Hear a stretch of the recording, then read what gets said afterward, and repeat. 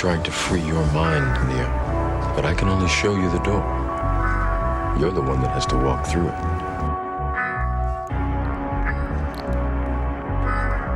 You have to let it all go, Neo. Fear, doubt, and disbelief. Free your mind. That is like so soothing. This Like, I is love that intro. The Mind Is Mine. Thank you. Podcast. What is the word? The Mind Is Mine podcast, episode 35. Shout out to Kevin Durant.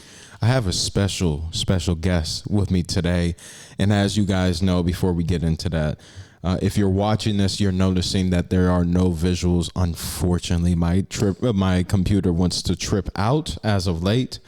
So we're only going to do with the audio, but honestly, I don't think anybody was watching the podcast. We listened to the podcast, so that's okay. There's nothing wrong with that. But I do have a special guest in the building today. Her name is Das. How you doing today? I'm doing very good. I'm very blessed. A little nervous, but overall, I'm doing good. Yeah, ladies and gentlemen, this is her first podcast formally. Let's go. So how you doing today? I'm doing really good. How are you? I'm good. You got the pink going. Nobody can see you, but you got the pink going. She got the fan with it too as well. Got the fan. She got the Hello Kitty as well. Yes. So does your phone case have like a chain on it? Yes, it does. That's actually kind of unbelievable. Yes, right. I actually got it from Temu. This is the new iPhone 17 Pro Max. I'm very blessed to be able to have it. Okay. And I looked at the keychain. I love Hello Kitty, so I was like, let's do it. Did you get was it an upgrade? Did you say straight cash? Give me the phone. Not straight cash. So this was an upgrade, but for the longest I had the iPhone 14 Pro. Okay. And so I was just like, you know what? It went out. We're gonna do it. There's so many. Every time I accomplish something, I always reward myself. And so I was like, you know what? God, I'm gonna do it. And I did it. Well, fire. What color did you get? I got the silver. Hey. I was gonna go with orange, but then I was Everybody got the orange. yeah, I was like, everybody got it. So Everybody got the orange. Like almost everybody that I know that has that phone got the orange. Yeah, So I'm glad I went. With I'm glad that you're different. Yes. I'm glad that you're different. It's So always good to be different, you know. of course, yeah, and you always like, especially with the pink, and every time I see you, like you're always wearing an outfit that really stands out. So, and I think that's a perfect segue. Because you are a model, you are an actress, correct? Yes. What else do you do as well? I'm so glad you asked. I also bake cakes and decorate desserts. That I didn't know. Yes. And I am also a now author. I have a book. It is titled Perfect Illusion, and it is available at Barnes & Noble, Amazon, Walmart, Target, all over the world internationally. So Perfect Illusion is coming out in September on my birthday, the 21st. Congratulations. Thank you. I've been writing for over 15 years. This book is very special to me and very dearing because when I first started modeling, the first photographer I collaborated with, shout out to Mr. Aaron Johnson of Dopeness Visuals. Shout out. He was the first photographer I worked with. He was like, he knew everything, like my story. I shared it with him. He was like, yo, you need to tell your story. And for the longest, I was so nervous and so scared. Like, that was my first ever photo shoot. And one day I talked to God and I was like, Lord, I want to tell my story. So I wrote it, and I had over a billion, not literally a billion, but like over a lot of publishing companies that wanted to publish. And I had to make sure I read everything because I also major in business administration / marketing. And I'm now in school for accounting. And so I have to make sure that, everything is going to align with me and work out in my best interest. So. That's beautiful. That's beautiful. Well, first of all, I'm happy that you're really stepping out of that comfort zone and and making a name for yourself. Congratulations on the book as well. Yes. Honestly, let's get started into modeling because that's how I know you best. Yes. I don't think we ever done like a show together because I haven't done modeling that much since last year, but I just want to know. I don't think we have. I know we did a video for KZ, which still waiting on him to drop that, but yes. I'm trying to think. I don't think. Were you at the Four Seasons when they had it at the Hot Java Bar? Were you at that one? I don't think so. No. Right. Okay, so I was gonna say if not that one, no. Okay. Unfortunately, but don't worry, because it's always the future. You know, it's always we down to collab. Oh, okay, for sure. Yeah, no, I haven't modeled since November of last year, so it's been a while. Because I've been so focused on film and being behind the camera rather than being in front of it. So, Yeah, absolutely. but yeah, Lo, I want to hear your story in terms of modeling, because it sounds like you do have a story to tell. Yes. And when did that happen? When you first had that shoot? So when I first had that shoot, it happened in 2022, and during that time, it took place a little bit after my mom had a stroke. And so I stayed with my mom for the longest. She had a stroke, unfortunately, and I'm the oldest out of 4 children. So I took that responsibility of making sure my siblings all went to school and, you know, just being mom number 2. And we unfortunately lost our home. We all got split up into staying with separate family members. And I remember one day going to Urban League and telling them my story and everything and how I didn't really have anywhere to go. And I got approved, you know, for an apartment because they helped me. And a few days before I got approved, I saved up so much money. I literally worked in Snook's Bakery and was literally baking cakes for everyone, family members. They were paying me, stacked up a lot of money. And I told myself I always wanted to do a photo shoot. And so one of my favorite artists is Cab Calloway. I love Cab Calloway. He's so amazing. Mm-hmm. So I got inspiration from him and Miss Esther Jones as well. She is the inspiration behind Betty Boop. And I just told myself I always wanted to do a Harlem Renaissance kind of photo shoot. And so I booked it with Aaron Johnson of Dopeness Visuals, took that photo shoot from there. It literally blew up on social media, and literally I got nominated for Female Model of the Year in St. Louis. So I was blessed. That's fire. Yes. That's fire. Great choice of aesthetic too, the Harlem Renaissance. Yes. Just the 20s and 30s had such a nice aesthetic. For real. And like the vibe and like how everyone's hairstyle. I love how people are unique. You know, I love uniqueness. Like I always think about it as if we're playing bingo and the one lucky ball that gets pulled out. I want to be that one lucky ball that stands out, that gets pulled out. I don't Of course. wanna, you know, swim with the fishes and we all are alike. So I love how everyone was different and they were all amazingly talented. Mm-hmm. No, that's beautiful. That's beautiful. So what thoughts were going through your mind during that first shoot? Because I know there was a lot of nervousness, some anxiety, because I can speak to that in my first photo shoot. I don't recall when that was, but I can recall the emotions I was feeling.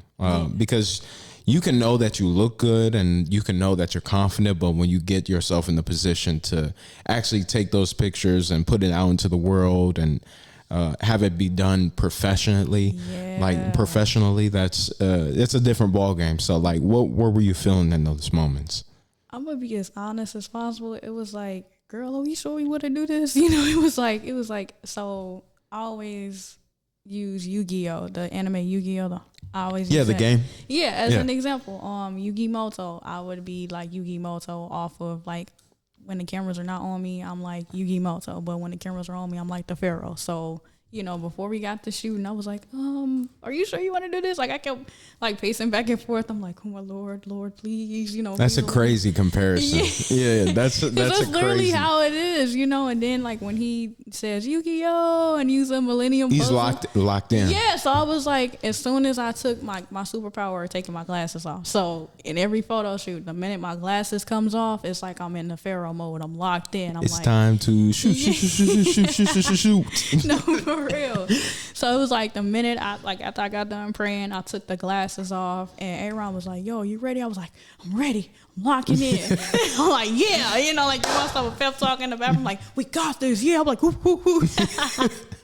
Yeah, and so the minute the glasses flew off, it was just very comfortability. You know, I had a local artist who's a great friend of mine. Shout out to Silk Seville. Shout out. He let me use his actual studio microphone because I needed a microphone to complete the look. I thought he was gonna let me use like, you know, one of the microphones you use in church. The filler. Yeah. So I thought he was gonna let me use that. I'm like, okay. And then he was like, this is my studio microphone. It's like, huh? Yo, actual, the real deal. So I was so blessed and grateful that he allowed me to use that for my photo shoot, and it really everything came together. Like I literally the dress I seen it at a thrift store and I instantly knew. Like, I was like, I met the owner and I had been coming in there and, you know, volunteering and everything. And the owner was nice enough and saved it for me. It was his last small in that dress, like the very last one he had. And he saved it for me. And he was like, this is the dress for you. I was That's like, oh, fire. goodness, yes. So it all came together to help me calm down a little bit. You know, Aaron was like, what kind of music you want to play? I remember this like it was yesterday. I was like, can we play some Juicy J? And he was like, what? I was like, Juicy J kind of calms me down.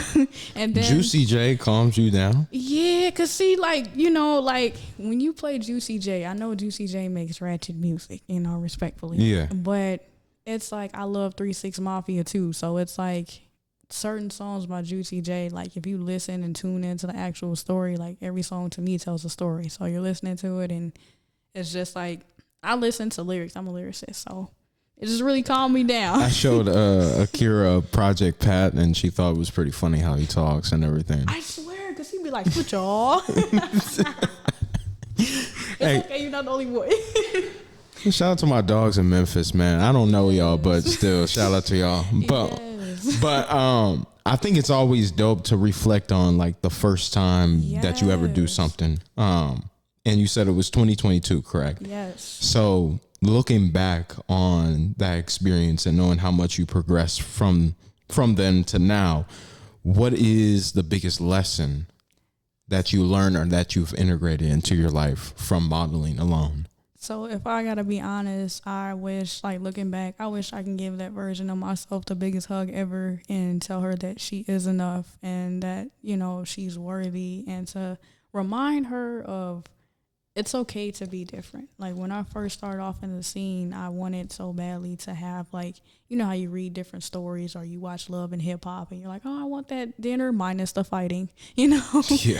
And, you know, you see the friend groups and how everybody, you always want that. But unfortunately, you know, you don't always get it. So I would hug her and be like, look, we can stand taller on our own, you know, respectfully. Like as long as, you know, it's genuine love. It doesn't have to be competitive or anything. Not saying I ever was, but just, you know, letting my younger self know it's okay to shine bright on your own, because the rest will fall in place and the rest will, you know, it would happen. So that's one of the things. Another thing I would definitely tell myself is we still don't know how to do edges. That day, like when I tell y'all that day, I had got my hair done, I was making sure I slept so pretty. Like if you remember the beginning of Friday, how she was sleeping on her hand Yeah. like that, yeah. I slept the prettiest ever. Made sure I was like, okay, I got to sleep like this. We still don't know how to do edges, but everything does fall into place. You know, I would tell myself our style has gotten better, our confidence, like it's all worth it.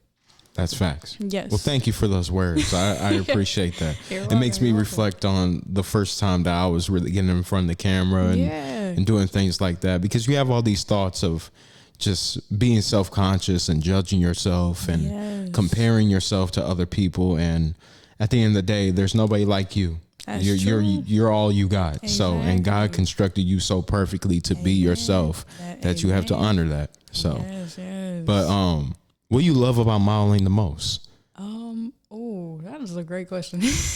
The thing I love about modeling the most is I love playing dress up. I do. I love playing dress up and trying on the different outfits, and not only that, but just the opportunity and like finding my niche, if that makes sense. And not only that, but learning the art behind it, and just all the icons that came before me and how it originated, just like the history overall as well. So you're big into fashion in general. Yes. Okay, got you. So you say finding the niche. Have you found that niche, or are you still expanding, trying to figure it out? Because there's so many different styles of fashion. So I have found my niche, thankfully.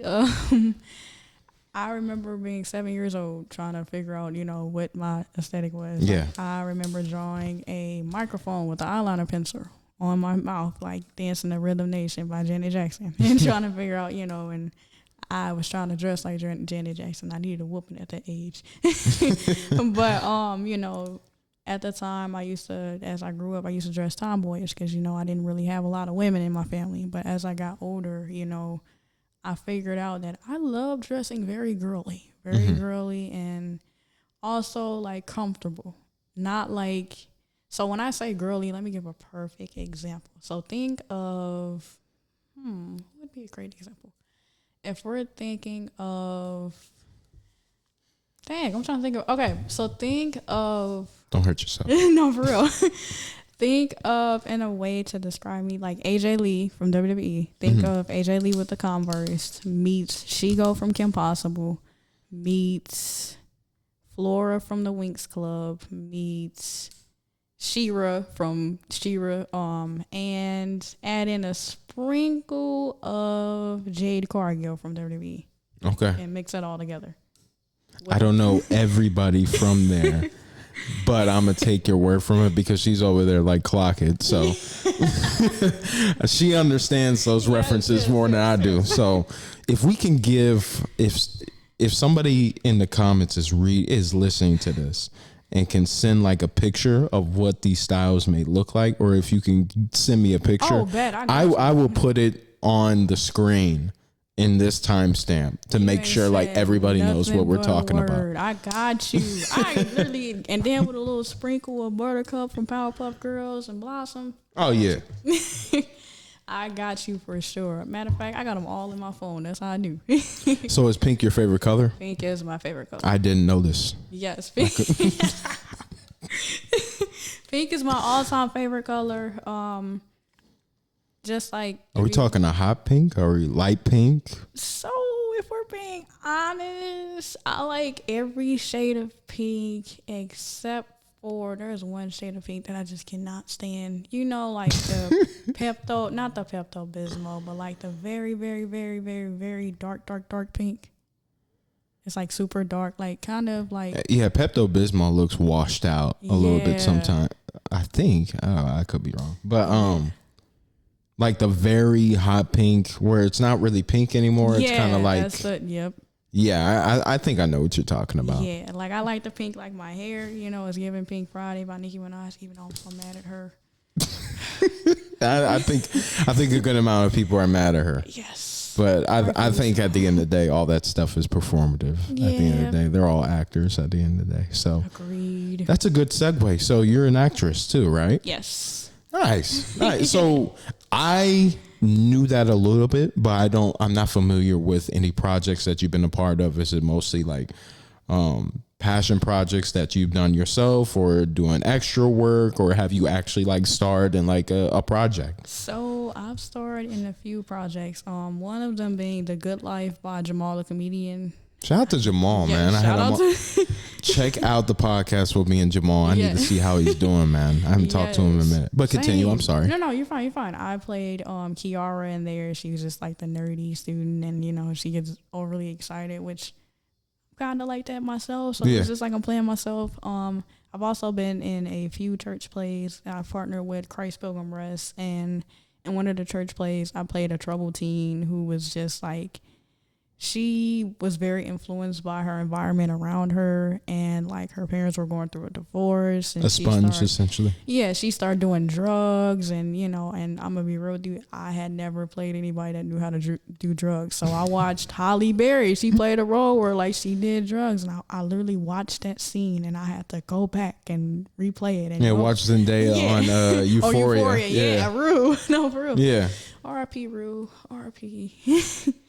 You just spoiled it for me. I'm just kidding. Oh, I don't watch it. I don't watch it. I was like, oh my gosh, I'm so sorry. No. You do I look like the Euphoria type? Well, you know, everybody can watch Euphoria. You know, it's just. I guess I don't think I would get along with it, but continue. I'm sorry. No, you're good. It has its days. Euphoria, like. I heard the ending wasn't that good. It wasn't. Like a lot of people were like, "What was the point?" It was like, but it was better than Game of Thrones because I'm still mad at the ending of Game of Thrones. Yeah, I heard Game of Thrones wasn't a good ending. Oh man.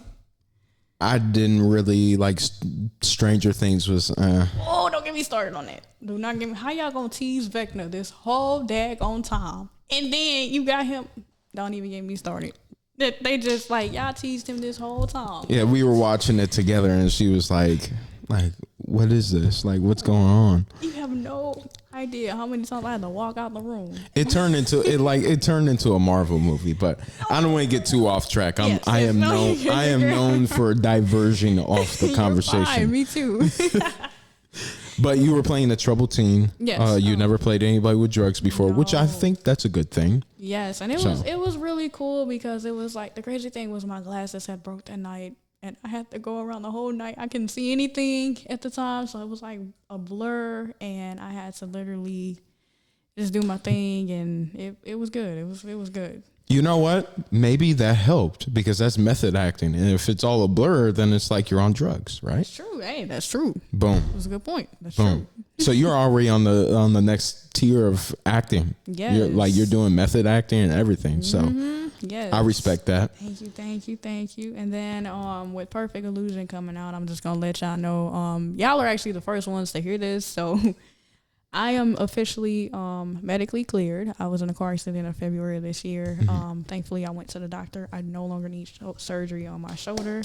So I am officially medically cleared. And what that comes with Perfect Illusion releasing, I will be starring in a promo.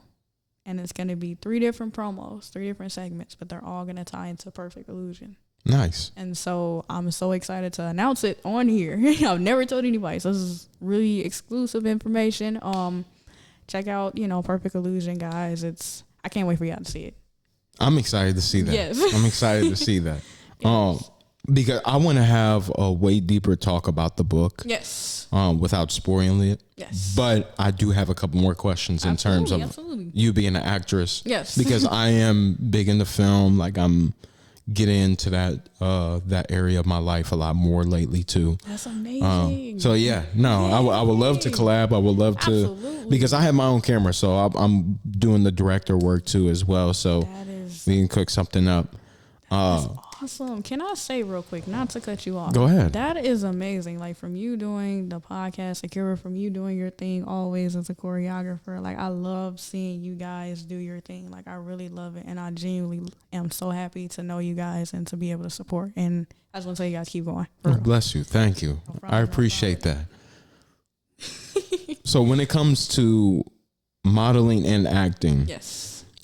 is there a correlation that you were able to find? Do you feel like modeling only helps your acting career and vice versa? Yes, absolutely. I'm so glad you asked that question. Of course. When it comes to modeling and acting, so you know how when the cameras are on, when you're acting and they say, action, scene, do basically the words, I correlate that with when I walk on a runway. It's like a director saying action. And I do my, my entrance pose and I walk. I think of it like, I'm acting in a movie. So like on camera, you guys are getting dazed. You're getting that Pharaoh version of me. You're getting the actress way versus off camera, anxiety, staying to myself. I said Dash at the beginning. I meant Dage. It's okay. I'm Look, so sorry. no, you're fine. Everybody calls me Dash, Dage. It's okay. I am not offended as long as you guys know me. That's all. Understood. Yeah, because I know it can be confusing with my username being Dash Mode. So I look, it's fine. You're Yeah, good. when I heard you say that, I was like, no. No, you're fine. You're fine. You're totally fine. We have to scrap the whole thing. No, you're fine. I answered them both. So not only with, the cameras come on, does that correlate, but also when it comes to like modeling, I think of modeling like studying a script as well. Like, cause you get the different outfits for each designer and they tell you, okay, for this set, I want a futuristic vibes, and if you think about acting, it's like in this scene, you're fighting aliens and you're a barbarian princess, so it's like I tie those two into The face cards got to align with it too. Yes, absolutely. And then hair, makeup, all those good things. And yeah, so honestly, I would say modeling and acting does have a lot of similarities. Yeah, it's like you're becoming a different character with every outfit, every Yeah. look too. That's a good way to think of it. Thank you. Because the only way that I looked at it, because the reason why I did modeling first, one, it's a lot more accessible, and two, it just helps get my face out there, honestly, Yes. because I'm confident in how I look and everything. Absolutely, So, as you should, so yeah, no, I think modeling has definitely helped with the confidence, but also just getting my face out there, because the next step is like actually performing in front of the camera, like Yeah. actually having the script and everything. So, do you feel like you understand the concept of reading the script and getting that down? Like, what is the process of, because I'm sure you haven't had like too big of scripts to really memorize, but what is your process of memorizing the script, and do you have the freedom to improv away from that, or to build off of that, I guess? Okay, so honestly, my process, whenever I receive a script in acting, I'll just go from experience in the play I was in.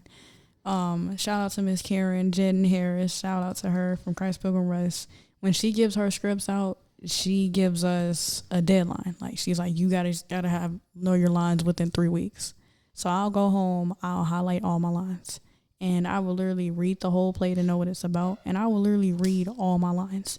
So in this play, I literally knew all my lines in 3 days, and I had a total of 25 lines, and I was one of the main characters, and so I would, reread each line 3 different times. I would practice in the mirror. And if I forgot a line, as long as I remembered a certain word that corresponded with the original script, I was allowed to improvise. Or sometimes, I would ask like, hey, in this scene, it says, my character so-and-so is supposed to do this. Is it okay that instead of doing this, I do this? And I would talk it over with the director, because I always, out of respect for the director, I always make sure it's okay before I make my own changes, because I'm like, of course, like they take their time, creating and crafting such perfection and everything. And so when it comes to improvising, like I said, if I forget a line, as long as I remember that key line that will let the next person know, like, hey, that's your line.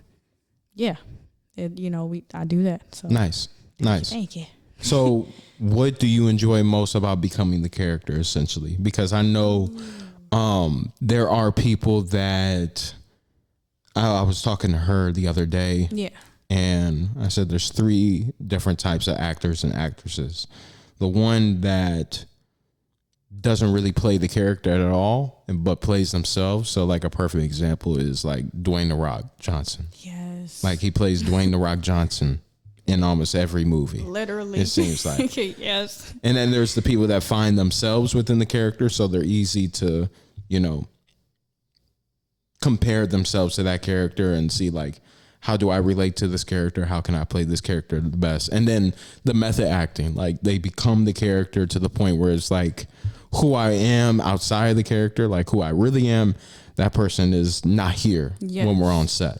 So like, what's your approach? So, because I doubt you become Dej. Yeah, I don't.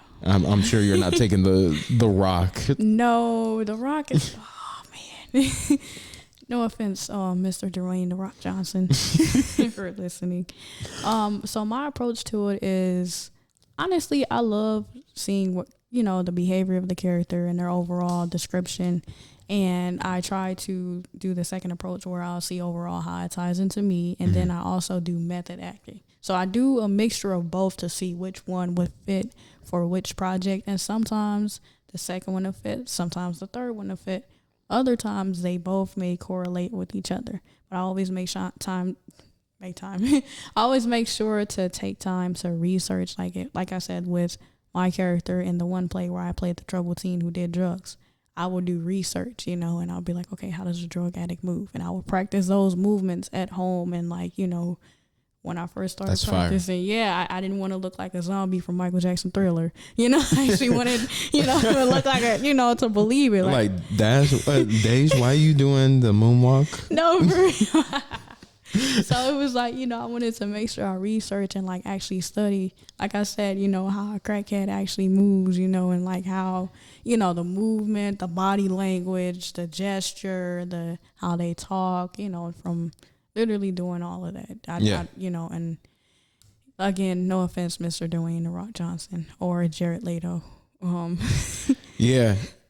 Jared Leto takes method acting too far. Yes. Like when he was the Joker. Yes. Did you hear about the stuff that he used to do? Yeah. Yeah, like send them used condoms, send them drugs and stuff like that. I was like, you don't need to do all that. That's just being obnoxious. Yeah. Because you don't even have that much screen time for you to be doing that. Yeah. And it was like he would creep everybody out. And one role I will say I love is he recently did it was Skeletor. You couldn't even tell it was Jared Leto. Yeah, I heard it. I heard it was decent. I'd seen the movie 8 times. Look, it was 8 times. Yes. Are you a big He-Man fan? yes, like Okay. it's something about when you hear that theme song, they be like He-Man, they like you like the chills. It's like oh, like I oh my actually gosh. never sat down and watched Masters of the Universe. Oh my goodness. Okay, so do me a favor if you're up to it. I challenge you to just watch one episode of He-Man and let me know how the theme song overall makes you feel because it's iconic to me. I'll watch it with my dad. Yes, I'll watch because it. he'll know all about it. He was an 80s baby, so Yeah. well 70s baby, but grew up in the 80s. So Yeah, it's something about that aura, Same with She-Ra. Like when I first watched She-Ra, it was just like, yo, like I mean, we had Wonder Woman, Wonder Woman's cool or whatever, but She-Ra was that girl, know. So it's like, yeah, the aura and yeah, I'm getting off topic. I'm sorry. no, you're good. You're good. That actually led me to. We can talk about movies all night if we really want to. I have no problem with that. Do you have a letterbox? Do I have where I write letters to myself? No. You never heard of letterbox? Letterbox. So letterbox is it's a social media review type of app. So you review different movies, give it a 5. It's our 5-star rating. You can leave like a comment, all that. You can create like little I was gonna say playlists, but that's not really the thing. You can have like these groups of like different types of movies, like create these groups, all that, and then you have your 4 as well, like your 4 go-to movies. Yeah. Everybody can see the review. You can like and comment on reviews and stuff like that. Oh, yeah, she's on her phone. I was Yeah, like, it's- that's so cool. yeah, no, it's hilarious. We're talking about Letterbox. Are you sure? That's so cool. But yeah, no, I love Letterbox. You should get it. Oh my You should god, I've get been doing it on my Instagram this whole time. Like, oh yeah, 335. Oh my goodness. Letterbox, and then you can share your review of Letterbox onto Instagram. That is so So dope. that's what it looks like. Okay. Yeah, get it. Screenshot and send that to me. Yeah, let me know when you get it, and then I'll friend you. Got you. Bad. So- I do Twitch. You do Twitch? Oh, nice. I'm a gamer. We're gonna have to. We're gonna have to swing back on that because I don't know how I feel. Like I've always been a PlayStation guy, but I don't like the. Well, first of all, I'm not spending that much goddamn money on the PlayStation anymore, and I have a Nintendo Switch. I'm happy with it, but I don't like how they're moving away from physical media. Yeah. That is, I think that's not okay at all. But I mean, I understand the play. I think there's a lot more to that than just Sony and physical media within gaming. It's just physical media in general. Yeah. Because if everything is streaming or online, it's like you don't really own anything at all. My brother and I were just talking about that Yeah. last night, literally, because we still own Mortal Kombat 9. Yeah. Like, we still own it and we still play it. Like, we can play it's the Xbox. Mortal Kombat 9 is so good. Yes. That's one of my favorite I just ones. played it earlier today. That's actually the first one I ever played. Really? Yeah. I own all the Mortal Kombat games, all of them, literally. Huge Mortal Kombat fan. Go-to character. Go-to character, Liu Kang. Let's go. Let's go. They're Okay. the same with me. Liu Kang's number 1. Then I always like Sonya Blade. That's fair. I always like Sonya Blade. That's fair. And then Princess Katana. Fair. But Liu Kang, he's the GOAT, number 1 person. Always. I have to, yes. that Always will fire be. bicycle kick, man. And Yes. then when he turns to the dragon, it's like, oh my gosh. Yeah. Oh, Dude. but to swing back to movies because there's so many topics right now. But many. yeah, when it comes to like movies and streaming, I'm not really the biggest fan. Like I'm always for physical media. My dad has a huge DVD collection. That's awesome. That's really just a awesome. ton of movies. So I'm hoping I can inherit that. Ask him about Highlander with Adrian Paul, Duncan MacLeod at the Highlander? Yes. That sounds familiar. I don't think I've ever seen Highlander it. is, man, like if he has from literally season 1 on up till the final season.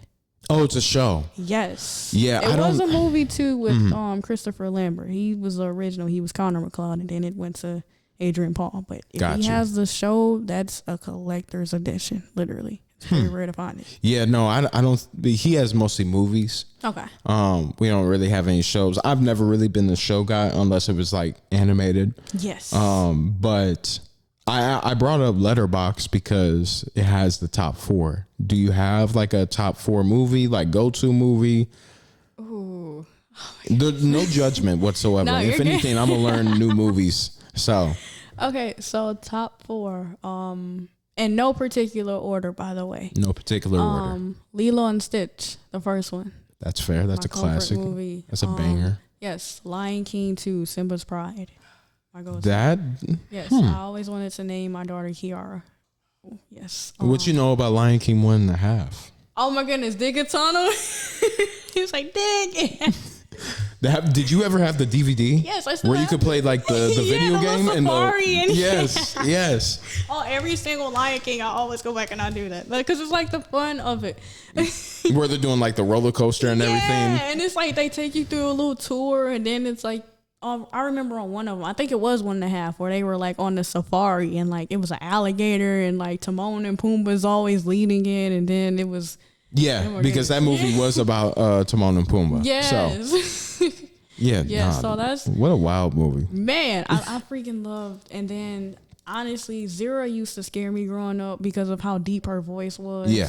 But I always, the actress that plays her, rest in peace to her, I always found it very creative, like very, very creative. Of course. Yes, Of course. If it's scary, then it's intentional. Yes, because she had like that deep voice when she said Simba. I was like, Yeah. oh, it just gave me the chills. You know what I'm saying? Like I'm like a kid watching this, and I'm like, oh, her voice just gives me the chills. You know? So you got 2 Disney movies. Yes. Another movie I really love that I would watch till this day is Peoples, because I love Kerry Washington. It stars Kerry Washington and Craig Robertson. I've never seen it. Funny movie. It's a very romantic movie. Very funny. And then, I can't even name 4. Nope, I can't put Peoples in my top 4. I'm sorry. That would have to be the runner-up. Coyote. runner-up? Yes. Okay. Coyote Ugly is actually on the list. Coyote Ugly. Yes. It's a great Let movie. me look at that real quick. It was one of my favorite movies of all time. They had a scene. It's like it has Tyra Banks in there, obviously. It's a great movie. I've seen the cover. Yes. I've seen the cover. I'm looking at it now. Coyote Ugly, and then Charlie's Angels. I know Charlie's Angels. Yes, Yes. so- I've never seen it, but I know what that is. Yes. So Cameron Diaz is one of my favorite actresses of all time. Like Cameron Diaz, I love Cameron Diaz. Shout out to Fiona. Yes. Shout out to Fiona. And like she, when she first made her acting debut, it was in The Mask with Jim Carrey. Yeah. So it was just like I started seeing her other movies. There's something about Mary, and like she's just one of my favorites. Then Lucy Liu, oh my goodness, love her. When she was in Kill Bill and she was Orin, my gosh, top tier. And then Drew Barrymore, like when she was in E.T. when she was a kid, like I love E.T. so much. What a Yes. great movie. She's like, I told him how to talk now. You can talk now. That's such a Yes. like E.T. is like one of the best comfort watches. Yes, I Ever. cried. I cried when he went home. I did. I cried. No, I almost shed a tear because like not just because of what was happening, but mostly because of the Yeah. score. Yeah. Yeah. Like, Did you know? So John Williams he's the composer. yes. He also did Indiana Jones, Jaws, Yes. Jurassic Park, Star Wars, Superman. Like, I didn't know that, and then I was like looking into it. I'm like, wow, he's probably the greatest composer of all for time. real. If that's between him and Danny Elfman, it's like it's crazy. Danny Elfman is really good. Yes, I he's love really Hans Zimmer. Yes. Oh my goodness, dude, this is awesome. Yeah.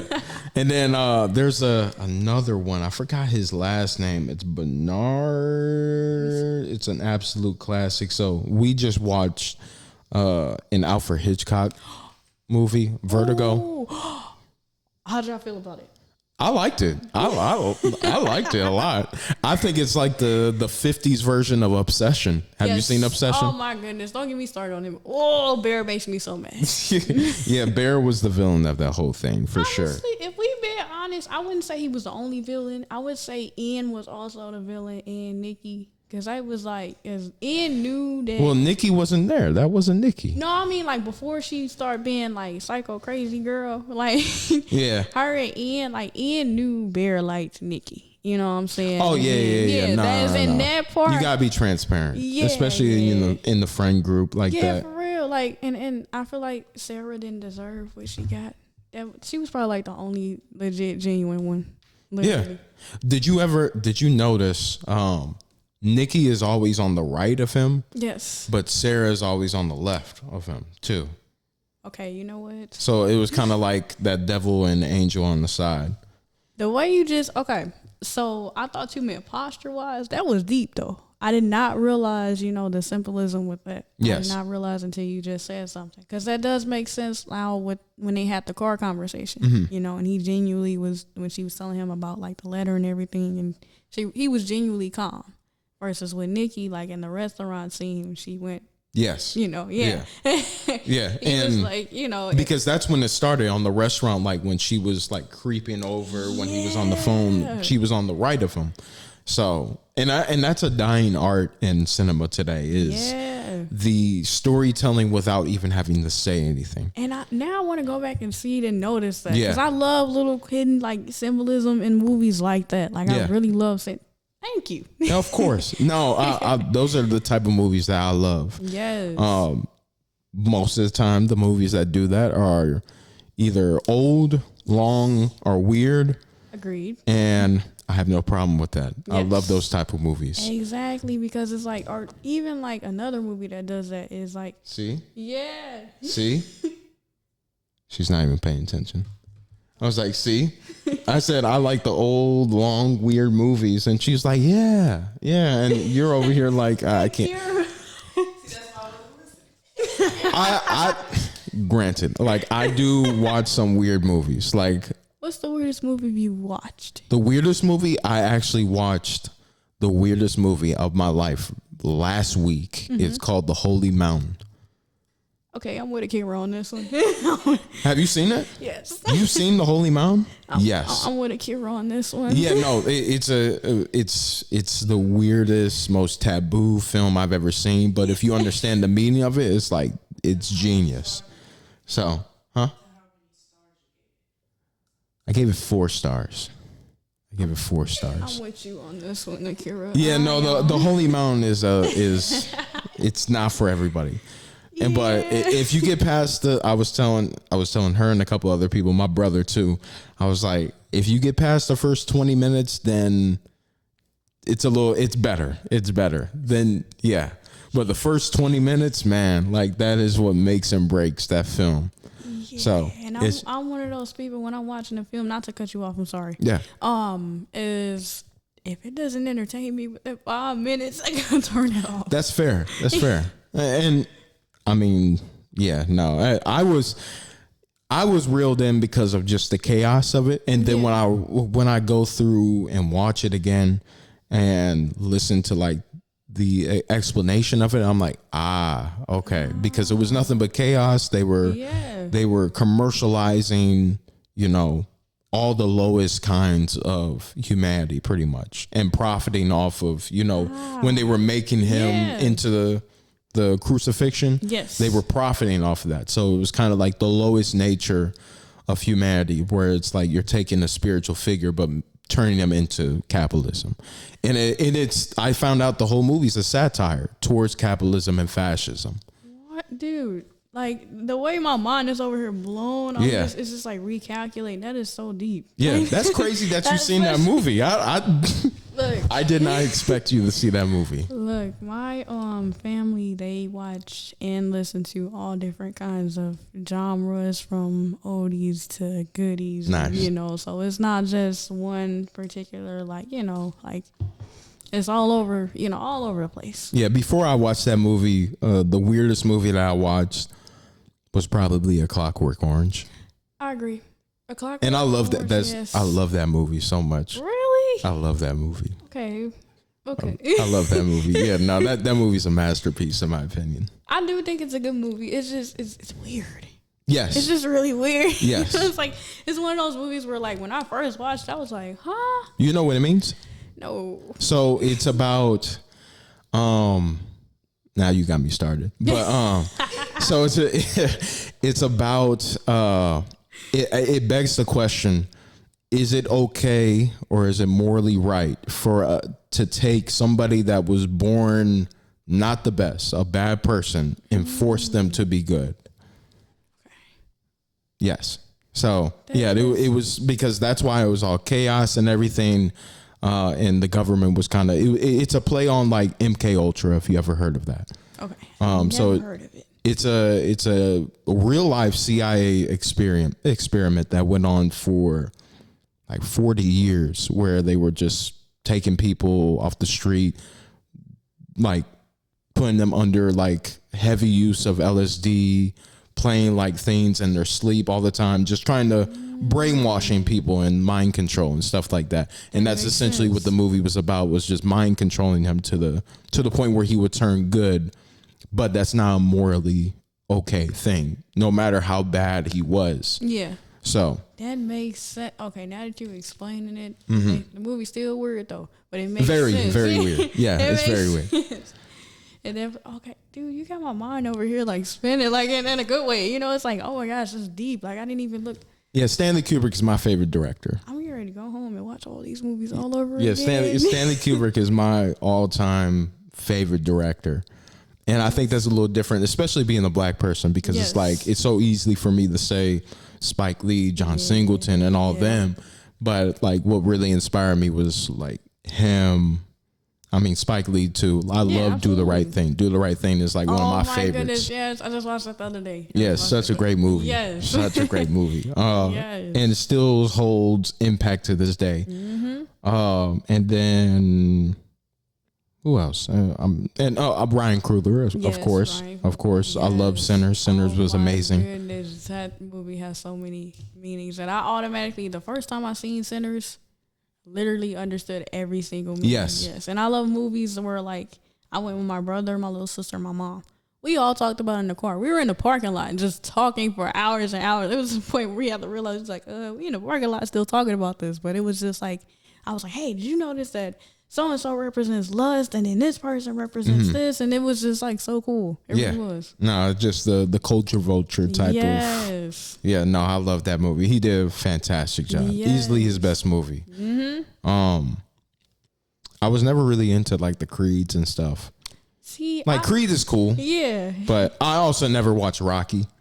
Unfortunately, I know a lot of people are gonna look at me like, you've never seen Rocky. I'm not gonna look at you weird, only because like I'm not gonna lie, I seen Rocky and I laughed. I know it's not nice to laugh, but it was one part where the girl was like, "Thank you very much." He was like, "Thank you very, very." He was like, "You thank you very much," or something like that. Like Sylvester Stallone said that, and I was like, I "Y'all think gotta that was turn his this-" first role too. Yeah, I was like, "Y'all gotta turn this off." Yeah, It was like- Because he was homeless before that. Like he was Yeah. living with his dog on the street and everything, and then he became Rocky, and the rest is Yeah. history. No, for real. And so I'm not gonna look at you sideways because, like, you know, Rocky is a cool movie. I'm not gonna say it's a great movie. To some it might be great. To others it might, just be a movie.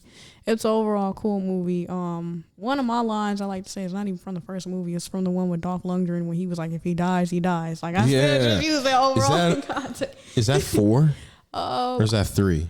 I think it's 3. Don't quote me though. Don't quote me. Yeah. Because I think it's either 3 or 4. I don't really know off the top of my head. Punch the shit out of him. I want to know though. You say I want to know though. Do you have a movie hot take? Like just a general hot take about a beloved movie that everybody loves, or a movie that everybody hates and you love it? Yes, I do. There's been, oh my goodness, I have 2. There's recently been a discussion on TikTok where there is a girl named Mara. Shout out to whoever Mara is. Shout out to Mara. Yes. She told everybody out of all the horror icons, she could take Jeepers Creepers. She would take Jeepers Creepers. Like she could take him down, like fight him. She said, "Yeah, crickets." I don't know. I don't think so. Like I think that bro is immortal. And she said like she feel like she can 1-on-1 take Jeepers Creepers. And my outtake is after saying all. What are you gonna do? Yeah, not only that, but maybe Jeepers Creepers in 3 and 4 you can absolutely take because he wasn't on that type of time. But we talking about Jeepers Creepers from part 1 and part 2. Does he have like the big car too? Like are we taking that into account? Not only that, who taught this man how to drive?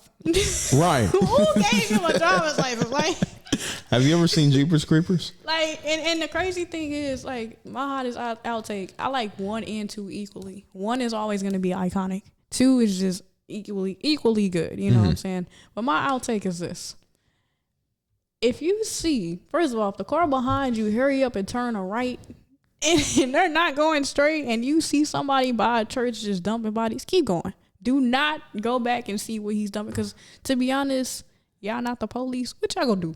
Y'all invading this man's privacy, and that's why You're gonna need the military for this, honestly. Exactly. And then it's like the lady in there, the one that called and played the song, everybody was like, oh, you know, she was trying to be helpful. She was a bad guy because she knew, like, she called them and was like, he's coming. Like, when you hear this song, like, you know, warning them. It's like she asked, who is he after? And she gave Derry a look. And I'm like, sister girl, when I first seen the movie, I'm like, you know, good daggone well, he after Derry. But you got Trish over here, like, she was like, who is he after? You know who he after, girl. Just tell him, you know what I'm saying? And it was just like, man, I haven't seen that movie in a long time. I think she the villain. Years. Man, I think she the villain. I do. Is that your favorite horror movie? No, my favorite horror movie of all time is Saw. Saw. Okay. Yes, because like I can go back and watch it. Like I own all the Saws except for Spiral. That is the worst in the Saw franchise. That's my outtake on that. That is worse. From the hey detective voice, sounded very zesty, to just the overall storyline, just the worst. Yeah, I'm not too familiar with the Saws at all because I never grew up into horror. Like I started just recently, honestly. Like, no, you're good. My favorite is Hereditary. What? Yeah, Hereditary. I love that movie.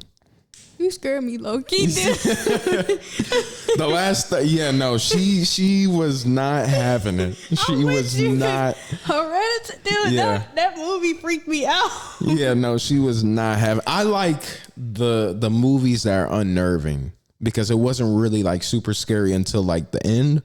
It was just unnerving because it's like you can kind of see where it's going throughout the whole movie. Like everything is just kind of like building up and you just don't know where it's going. And some moments are a little slow, but yeah, I agree. I do enjoy that movie a lot. I'm trying to get her to watch Midsommar, but you see Midsommar too? No, I heard of it. Okay. I'm refusing to watch it. Midsommar is a little crazier. It's a little crazier. But I mean, Ari Aster, he's just that type of director who just has unhinged things going on all throughout the movie. Yeah, like I've seen the previews, I've seen the trailers, and it's just like, you know, I'm gonna see you on the flip side. You know, like know. So it's definitely a weird one. Yeah, that man. Okay. Ooh. Have you seen sticking on Ari Aster? Have you seen Eddington? I have seen Eddington. Did you like it? I did. I liked it. I think it was a perfect personification of what was going on during that time period. I definitely think it took me for a loop because like my expectations was I wasn't gonna like it, but it did a 180 on me, and I was like, oh, okay. Yeah, it was so funny but so accurate when I appreciate the allies, but where like the white people were like Black Lives Matter and the stolen land and everything. I was like the irony, like because I know he's making fun of it in a way. No, for real. And it was like I appreciate like the like people are sticking up and like saying those things, but at the same time, it is kind of funny though. Yes, because there wasn't one black person in the crowd, and she was looking at the police officer. And they're like, "You should be here." Yeah. Dude, you're gonna have me talking about horror movies all night. But yes, Saw is my favorite horror. The first one is my favorite horror movie of all time. Is that your favorite genre? Yes, I love horror. I really do. Now when I say I love horror, there is an extent to horror. Oh yeah, no. There's horror that gets a little too crazy. Yeah, like we talking The Nun and The Conjuring, y'all can have it. Insidious, oh yeah, y'all can have that. Anything based on a true story, I will not touch it. Not even The Exorcist. I was not really into like those type of. Look, like I never really like I watched them. I was like, I can get why it's scary. but I was like, You ain't get scared, like you ain't jump, like you ain't be not like, really, "Ah!" not really. No, like I'm not a jump scare type of guy. You just sat there like calmly. I was intrigued, but I was like, those movies never really gave me anything. You scare me, you know, because like, dude, like when I don't have nightmares. Nightmares have me. see, like that's just. Have you seen Dead Silence? I haven't. No. Watch Dead Silence and tell me how you feel when you watch it. Let me see if I got that. Cause that movie scared me, and Dead Silence. you seen it, dude? Oh my goodness! Still to this day, like that movie gives me the chills, and like even like No, I don't have it. James Wan, the people yeah, Okay. yeah, I'm sorry to give you flashbacks. yeah, it did. Because you looked at it, you're like, Yeah. Mm-hmm. Now I remember- Mary Shaw. Yep. It has a 22 on Rotten Tomatoes, though. The critics didn't like it. Yeah, because it was scary. You know, the crazy thing is I remember the nursery rhyme. I'm not gonna say the nursery rhyme, but very, very let's just say if you watch that movie in the dark, I had to look. She's I had like, to play "No." Jesus Can Work It Out after I watched that movie. I had to like literally have a praise and worship moment and confess my sins to God. And then I had to turn on Dora the Explorer to get that movie. Like, y'all ever had those moments where you watch a movie and it scared you so bad you gotta go play some music and then you gotta, watch Dora or a cartoon or something? That movie made me do that. And The Nun too. Like, if I'm sorry, but if it's dark and I see something floating towards The me. Nun came out like a couple years ago, right? Yeah, like if something floating towards me, talking about some, oh, look, you can have it. If I can't get out, I'm just dead. I'm sorry. Like, I'm like, you cool. I don't even want to kill you. I don't even like these people. There's one horror movie that my brother told me about. He was like, it was good. Yeah. It was like super weird though. Rosemary's Baby. I haven't seen it. Oh, you need to watch that. I haven't seen it. I thought you was gonna say Rose Red for a minute. No. I haven't seen Rosemary's Baby. I've seen good. Poltergeist. Yeah, I've seen that. Poltergeist wasn't really scary to me. No, it wasn't. It was funny. It was funny. Like movies like that cracked me up. It was funny because it was just. I'm just laughing at the way she said Carol Ann. It was so funny. Sorry, it's funny. Is there a genre that you absolutely hate? Because wait, you said you had two hot takes. Yes. You brought up one. Oh yeah. So Saw. That's what I was talking about. Saw. You okay. watching Saw. You know what I'm saying. You just like, oh, okay, two people. This is what they're going through. The ending. Everybody normally says, like, there's a debate going around that the Sixth Sense ending and that ending, or the Sixth Sense beats the ending of Saw is one of the best, plot twists of all time. Don't get me wrong. Sixth Sense, the movie. Yeah, with That's a Bruce great Willis. movie. Yes, I love Bruce Willis. Great Have you movie. ever seen that? Yes. Okay, cool. So the Sixth Sense does have a great plot twist. I did predict the ending the first time I seen it before, and I already predicted it. Some people might not predict it. It was a great plot twist, but I predicted, Yes. the whole time he was, not trying to spoil it for anybody. So I'm just gonna not say nothing. They said that is a lot more surprising than Saw. I'm sorry, but as soon as it started playing and he started lifting up after the dude didn't escape, and he was like, the key to your freedom is down the bathtub. I'm like, what you mean? We thought you was dead the whole time, brother. You just like rising up. You know what I'm saying? Like, that was the biggest plot twist for me. Like, I think that's one of the. Is that the one where he had like the laser collar? That one that is Saw. I want to say that's not 4. Is it 3? Because when it comes to Saw, I've only seen clips. Oh, Laser Collar. That's Spiral. No, that's not Spiral. That's Jigsaw. Oh, okay, got you. That's the one that's supposed to be the prequel to Saw. That's Jigsaw, the one with the laser. I thought you meant when he was in the like water thing. No. Yeah. Because it was the guy talking like he was supposed to be the Saw character or something like that. I don't know. I didn't like Jigsaw either. Okay. we say Saw 1 through the final chapter and then Saw X. I think that's a problem with just having so many sequels. It's just like, Cause you lose the plot in a certain extent, and that's my hot take. I think they should have stopped at Toy Story 3, and I know you liked Toy Story 5 because you put a You put a review out. I was like, I don't. expecting that. I think they should have just kept that of the trilogy. The first one's amazing. The second one's the best one in my opinion. Yes, I love the second one. The second one's the best one in your opinion? No, I wouldn't say that. Which one is it to you? I'm always like one. It's iconic. That's fair. Yeah, I'm always like one. But Yeah. I will say this. I think for the OG Toy Story fans, like you and, like us, like we're the OG Toy Story fans. We started when the franchise first started. 3 was an ending for us.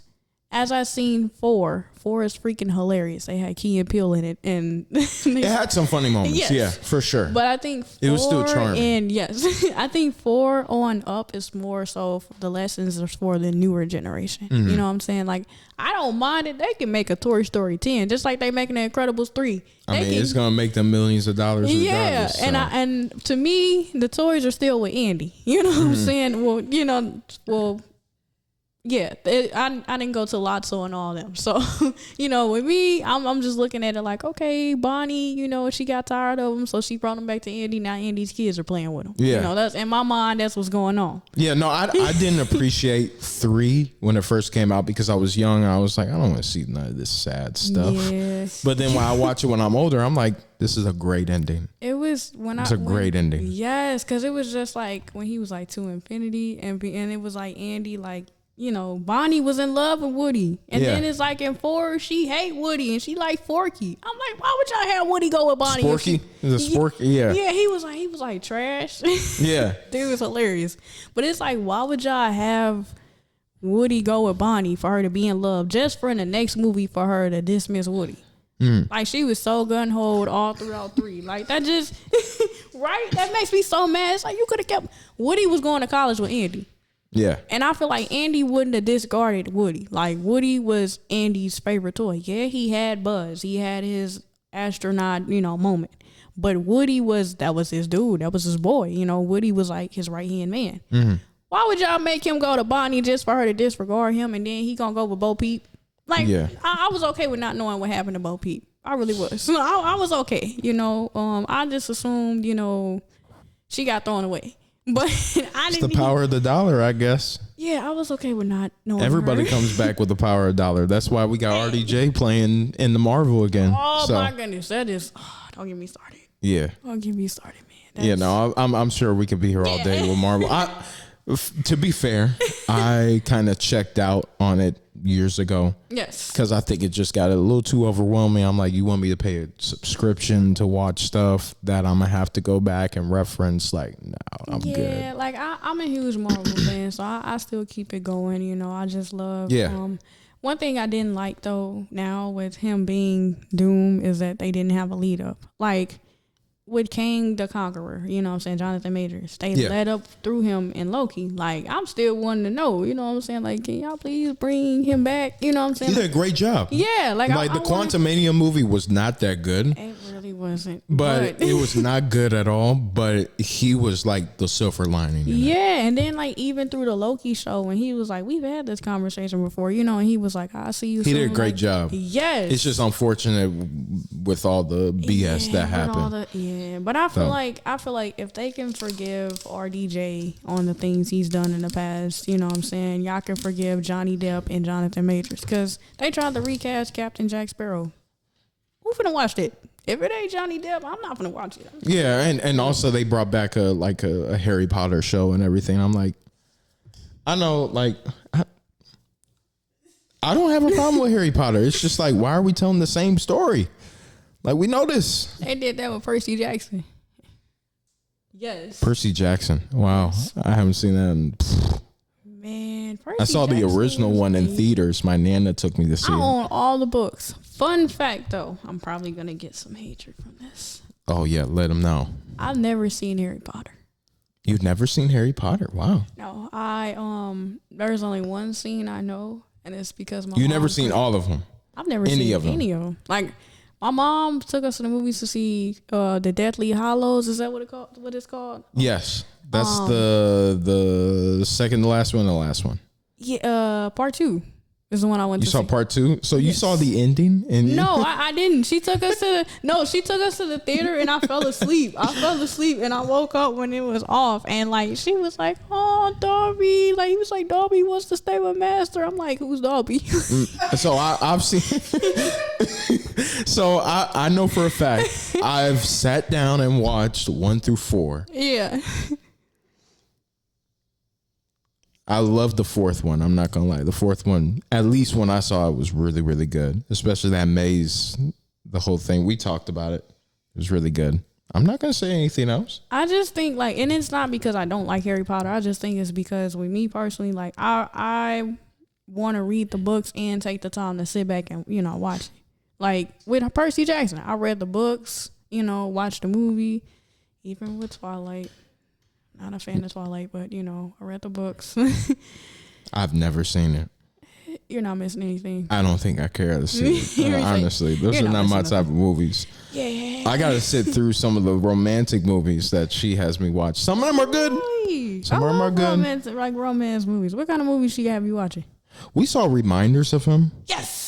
Yes. That was god awful. I'm sorry. I thought it was cute. No, that was god awful. They did these random edits like where they would just zoom in for like 2 seconds. Yeah. Like for no reason. They kept doing that throughout the movie. And also I saw a review on Letterboxd about it. They were like, if anybody ever makes a playlist with Dynamite and Can't Stop the Feeling, I would kill myself. That movie was so cute. I love that movie. Yeah, I thought you was gonna say something I'm forever going to hate on that movie. It is my mission to hate that movie. A lot of people normally say the kissing booth, 13 going on 30. I didn't think you was gonna say that movie. I just wanted to give her shit.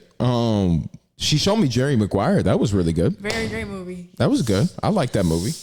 We need to watch it. We need to set that up. Like have a movie night. Yes. That was her Tom Cruise movie that she showed me. My first Tom Cruise movie that I showed her was Eyes Wide Shut. Really? I love that movie. She loved it. She had a great time with it. I'm gonna have to go back and rewatch. I vaguely remember it, so I'm not gonna really comment, but I'm gonna go back and rewatch. Yeah, please do. That's like Kubrick's like most sleeper movie. Yes. Because there's some people that don't like it. There's some people that like say that's his best movie. I don't think it's his best movie. I don't think it's in his top 3. Okay. Like I rather like I will pick A Clockwork Orange, 2001: A Space Odyssey, and The Shining all day. Oh, The Shining. Oh, yeah. The Shining is That movie scared me. magnificent. See, that's the type of horror that I like. It's like it's unnerving. It's not like super scary. But I don't understand it in a way. Like what I don't understand is how did he end up in the picture frame? So he became one with the hotel. The hotel is what possessed him. So the hotel itself is like it's a spirit. It's an entity that pretty much corrupted him. But he was already corrupt, essentially. So when he died, he just He became one with the hotel, So essentially. kind of like Ghost Ship. Yes. Okay. Yes. That movie makes me mad. Yeah. No. It's very, very different than the novel because it is a Stephen King novel. Yep. And he actually didn't like Stephen King at all. If you remember, the caretaker, the black dude, Yes. when he was going back to the hotel to save them, Yes. there was a car that was flipped over. It was a red car. That was supposed to represent Stephen King's car as a slight to him because he doesn't like him at all. They don't like each other.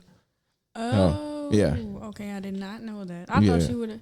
So I knew R.L. Stein and Stephen King didn't really. Yeah, no, Stephen King and Kubrick don't get along. They don't like each other. Ah, okay, I did not know that. Because the biggest difference is like Jack is supposed to be like in the book, he was like a good family man, but he just got possessed by like one singular demon pretty much. Yeah. The movie makes it seem like Jack was always corrupt and him being in the hotel completely corrupted him. Yep. And like the hotel was the one that was haunting him rather than just like a regular spirit essentially.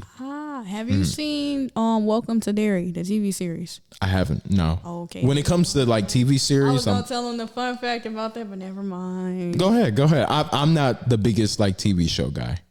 I think you might want to give it a try. I would highly recommend it. I don't want to tell them because I want them to watch it. I'm not gonna lie. I have. Okay, so You can tell me. I don't care. It's all cover right. your ears. It's okay. It's all right. So, fun fact: have you seen the end of the season, like the last episode? Fun fact: remember I forgot his name, the black guy, the one with the one that like the not the dad, the one that yes. So, fun fact: he is actually the black guy from The Shining. They had a conversation. Remember the conversation? And he was like, "I got a job at a hotel." They confirmed that that is in the same universe as The Shining. Oh, I've seen that. Yeah, Yes. I was wondering. I was like, what is this correlation? Yes. So that ties in with that. So this is an Yes. old TV show. So Welcome to Derry is very recent. Season 2, I can't wait till it comes out. Shout out to Bill Skarsgård. Shout out to that man. You freak me out as Pennywise, but you're a great actor. Man, his dad is a great actor Stellan, too. yes. Yeah. And then no offense, Alex Skarsgård, but you're not the cutest Skarsgård. No offense. No Is offense. Bill the one that plays it? Oh yeah, absolutely. Got You see you. how fast I answered that? Oh yeah, and when he was in John Wick 4 as a villain, yeah, he said yeah. But definitely watch Welcome to Derry. Okay, I got you. The theme song might get stuck in your head. Really? No. Okay. So when it if comes to the you- shows, I gotta get to The Sopranos and Breaking Bad first. Breaking Bad, I love that show. I've already been spoiled of it, but I'm like, it looks so good that Watch I gotta watch it. Definitely lock in on Breaking Bad. Like the Sopranos is writing, good too. the writing just seems like it's on point. Yeah. Honestly, please, Akira, please talk him into watching the show. I would say watch the show before you watch the movie. The movies came out first. Okay. But- when the movies come out, Like some years ago, I can't think off the top like of my 90s, head. 80s. No, okay, so Tim Curry's version was like the 90s. Oh, Tim Curry. Because he was originally... What is it called again? He originally played Pennywise. Oh, you're talking about It. Yes. Oh, welcome to... Yeah. I know what you're talking about now. Okay, I'm so Dude. sorry. Because I was like, wait a minute. But I know what you mean. Because the show is a prequel. Yes. Correct? Yep. Got you. Dude. Makes sense. The way that they did the freaking with Richie. Yes. Got you. Yes. So. Yeah, I well, actually you- haven't seen the It movies at all. Have you seen? So you have seen the show? I know the show now. okay. I know what you're talking about. So watch Yes. the show first. Or if you, it really don't matter. It really doesn't matter. You can. So they connected that to the Shining universe? Yes. It's That's so interesting. cool how they did that though. Okay, that makes sense because it's a Stephen King. Both of Yep. them are Stephen King novel. Okay, And that's why makes it's like sense. it's so cool. And also Halloween. The worst Halloween ever, Halloween Kills. Apparently the guy that's I heard Halloween hasn't been good in years. it hasn't not Halloween Kills, Halloween Ends. The last one. That worst one ever. That came out like 2 years ago, didn't it? Yeah. Yeah, I heard terrible things about it. Don't get me started. I had to get my fan out for this, child. Oh man, I got it backwards. Ladies and gentlemen, the fan is pink, by the way, with sparkles. Yes, the fan is a paid actor. we can talk about movies this Yes, I entire was just gonna say let's I'm getting us carried away, y'all. Okay, do you mind? I want to let you finish because you were about to say No, something. you're good. No, I'm gonna get on a whole different tangent. Okay. Let's move on. Okay, I do want to say, Yes. I do want to bring up my 4 favorite films, at least on I was here. just about to ask you that. I know 3 for a fact. I'm just trying to think. What did I put for the 4th one? Oh, I know what the 4th one. Yes, I know what the 4th one is. Okay. So I have A Clockwork Orange Okay. on there. I have Taxi Driver. Okay. Have you seen that? No. It's by Martin Scorsese. Great movie. It's a little depressing, but it's a Really? great movie. Yes. Oh my God. Such a great movie. Robert De Niro just like I love Robert De Niro. That's why I was gonna bring up like for method acting. Yes. He's a taxi driver essentially, and like he doesn't have like any direction and stuff like that. It's a movie on loneliness essentially. Yeah. And he method acted that whole thing because he actually got a job as a New York taxi driver to learn what it's like to be a taxi driver, what you see, and also just get in that mood. Like Robert De Niro is a very well known Yes. method actor that actually like pissed a lot of people off because of how far he took things, and he will forget his lines. But I have A Clockwork Orange, Okay. Taxi Driver, Interstellar. Okay. And then, have you ever seen 12 Angry Men? I have seen 12 Angry Men. Really? That's on your top? Okay, so let me ask you this. Those are the type of movies I love. I love those I was movies. just gonna say because it has. Okay, which 12 Angry Men are we talking? We're talking about like the original. with Courtney Vance. Yes, Okay. with Sidney Lumet. Okay. Is that his name? Or I could Really? be. I read the play too, dude. Yeah, 12 Sidney Angry Lumet. Men. Okay. Yeah, no, amazing not choreography. Cinematography is Yes. amazing. The writing is amazing. I think it's the best screenplay ever. That got me prepared for jury duty. It did, Wow. seriously. Like, you know, I know that's like a funny connection, Mm-hmm. but you know how like with jury duty, you have to go there and if you get picked for a trial, like that taught me like how to, you know, watching it was like preparing myself like, okay, if I get picked for a trial, could I really, you know, be a part of a jury? I cannot be a part of a jury. Did you notice the cinematography in that movie? So like it started as like a fly in the wall and then it'll meet you eye level. And by the end of the movie, while they're about to make the decision, everything is close up because it's matching the growing intensity of the.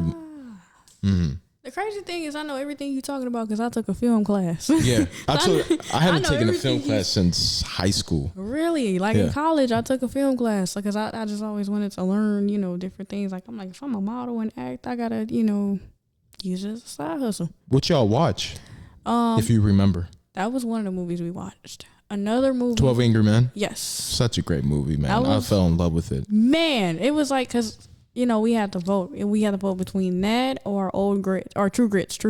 It was True Grits or 12 Angry Men. And I got to decide the final vote. I was like, 12 Angry Men. I don't want to watch True Grits, you know? Like, what? You know, and I Great choice. Yeah, they was like, have you ever seen it? It was like, I've seen True Grits. I've never seen 12 Angry Men. So let's watch, you know, 12 Angry Men. And so it was very worth to watch. Another movie we watched was, what is it called?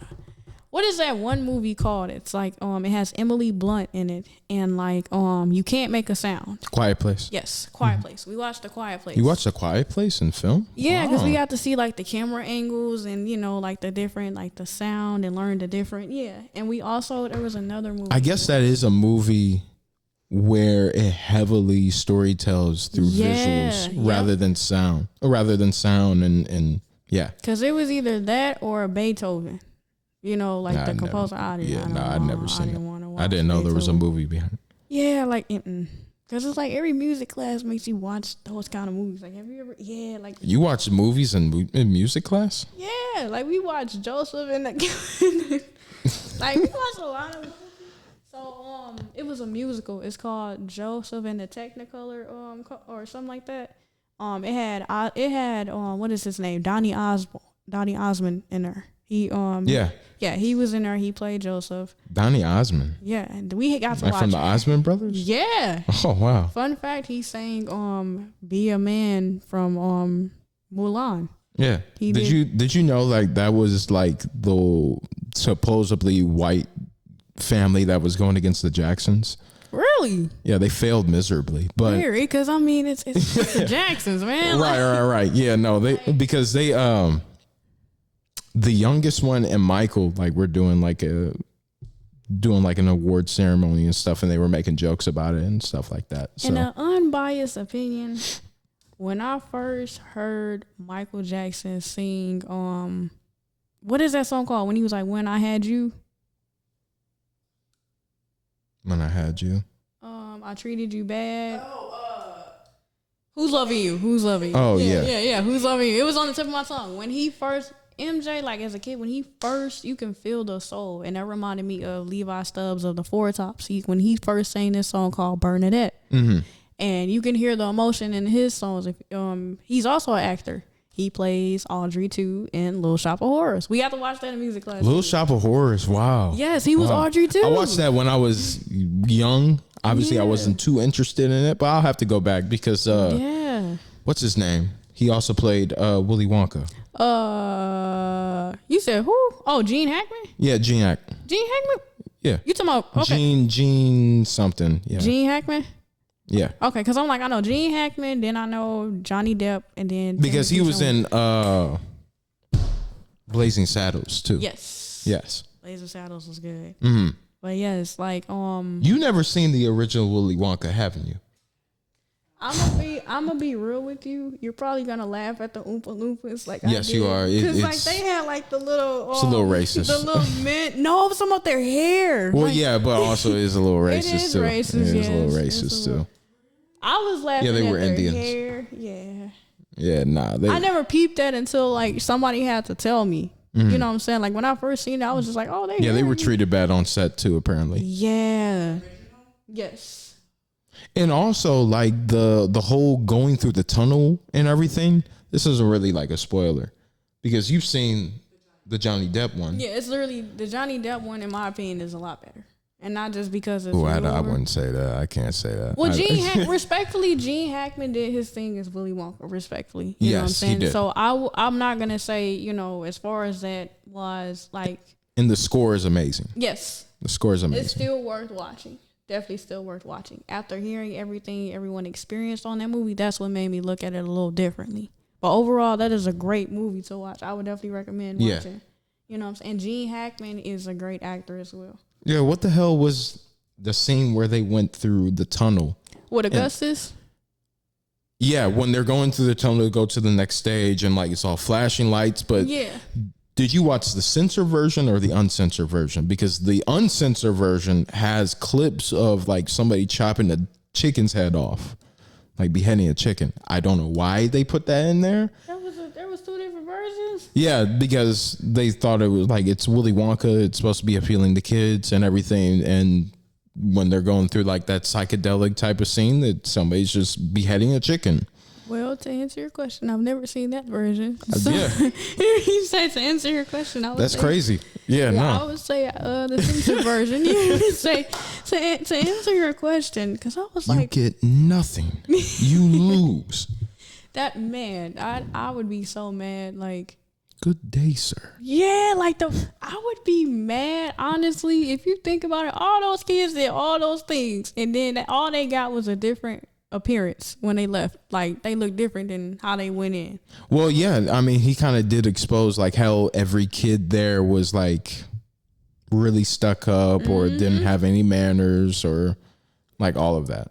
So, and like he was the one that kind of controlled himself. The only bad thing he did was stay in a room for a little too longer. Yeah. So, yeah. You say yeah, but I love Charlie. Charlie was always a sweetheart. Yeah. He was always sweet. The biggest difference between the two movies is that it's called the first one is called Charlie and the Chocolate Factory. The second one is called Willy Wonka and the Chocolate Factory. So the emphasis on the first one is more on Charlie. Mm-hmm. The emphasis on the Johnny Depp one is about Willy Wonka. That's because they go back into like his backstory and stuff. I was just gonna say that's why. But honestly, and it's like, if you want, technically, you could connect the two if you want to. Like if you watching the Johnny Depp version, if you want to like know more about Charlie, like he was saying, watch the Charlie and the Chocolate Factory just to get that outlook. Because I mean, we briefly learned about Charlie in the Willy Wonka one, but it was more so, and that's what I like too, like learning the different backstories to both characters. Yeah, I haven't seen Wonka though with Timothy Chalamet. I heard it was decent. It was actually really good. I seen it. It was really good. It definitely went a lot more into the backstory. I will say I wouldn't really connect it with Johnny Depp or Gene Hackman. If I did connect it, it would have to be like way before he got the bob, you know. Yeah, for sure. Yeah. We talked about film for a lot. Yes. And I definitely want to circle back to it because I want to get your opinion on other films. Yes. But you mentioned Michael Jackson. Yes. I think it's a perfect segue because You guys can't see it, but obviously we're still picking the albums today, and she picked none other than the man himself, Michael Jackson. Which album are we talking about, though? This is the Michael Jackson Bad album. Okay, and you were talking about how that's special to you. Why is it so special to you? So it's special to me because first and foremost, my all-time favorite Michael Jackson song is Bad. You know, when I first seen the music video, I seen with not just, you know, how they shorten it, but the actual one with him and Wesley Snipes, the longer version. You know who directed that? Didn't Spike Lee? No, Martin Scorsese. I did not know he. Yeah, Martin Scorsese. Spike Lee did They Don't Care About Us. He did. Yes. You're right. And so, yeah. So when I seen the original, you know, the long version and everything, first of all, I had a huge crush on Wesley Snipes. So I played Wesley Snipes. Really? Yeah, in her show. What? Yeah. That's crazy. Well, I became dark skinned for a couple seconds. It felt good, but I'd rather be light skinned, you know. Oh, wig. But yeah. So I shout out to light skins. Not the shout out to light skins. Hey, I mean, hey, shout out to everybody, honestly. Yes. When I first seen, you know, the Michael Jackson video, like I said, I really liked Wesley Snipes, you know what I'm saying? I was just like, oh, you know, I seen him in Demolition Man. That's where I first seen him. I was like, ooh, that's my man. You know what I'm saying? Like, I was sitting here talking about, yeah, you know. What's your favorite movie of his? I like New Jack City. New Jack City? Yes. That's fair. I love how he was in New Jack City. Not only that, White Man Can't Jump. He was good in that movie of course. as well. Of course. Blade is good too. Yes, Blade. But Demolition Man, like that was when I first seen him, and I was just like, ooh. But like, you know, seeing the message and how MJ was like, you know, running with the rough crowd, and then he was like, you know what, I'm bad. You know what I'm saying? Like, you know, should have told him to pay his taxes, man. You would have easier life. Yeah, like, and in my opinion, like that's the toughest. Like when somebody, first of all, he came out with the little, you know, the hairstyle, the little outfit, and he was like, "Who's bad?" And he was like, "Your mother." He was like, "Ask me." I was like, oh, like the aura. It was like, you know, and they was all like, they all came out of nowhere. His squad jumping out of nowhere, and then he was like this, and he was like, "Shh," and it was just like, you so telling cool. me, yeah, you're doing wrong. Yeah, he was like, "Go like you." Dude, like, and just seeing that, you know, and it was just like when I always wanted to build my confidence, you know, I always looked at Michael Jackson and Janet Jackson, you know what I'm saying, and George Michael. But Michael Jackson Bad specifically, like I had this cool leather jacket that was just like Michael Jackson, you know, and I remember it because like my hair like came to my shoulders, and I asked my mom to do my hair like that. So like every time Bad came on, you know, I would literally dance in the mirror and try to learn the dance moves and everything. And like, I don't know if you've seen the Moonwalker video, but they had the kids version. Oh, yeah. So when I seen the kids version and then the, you know, versus the grown up version, it was like, oh, I can do this. You know, it was like with the little slight after it was like a Prince t-shirt.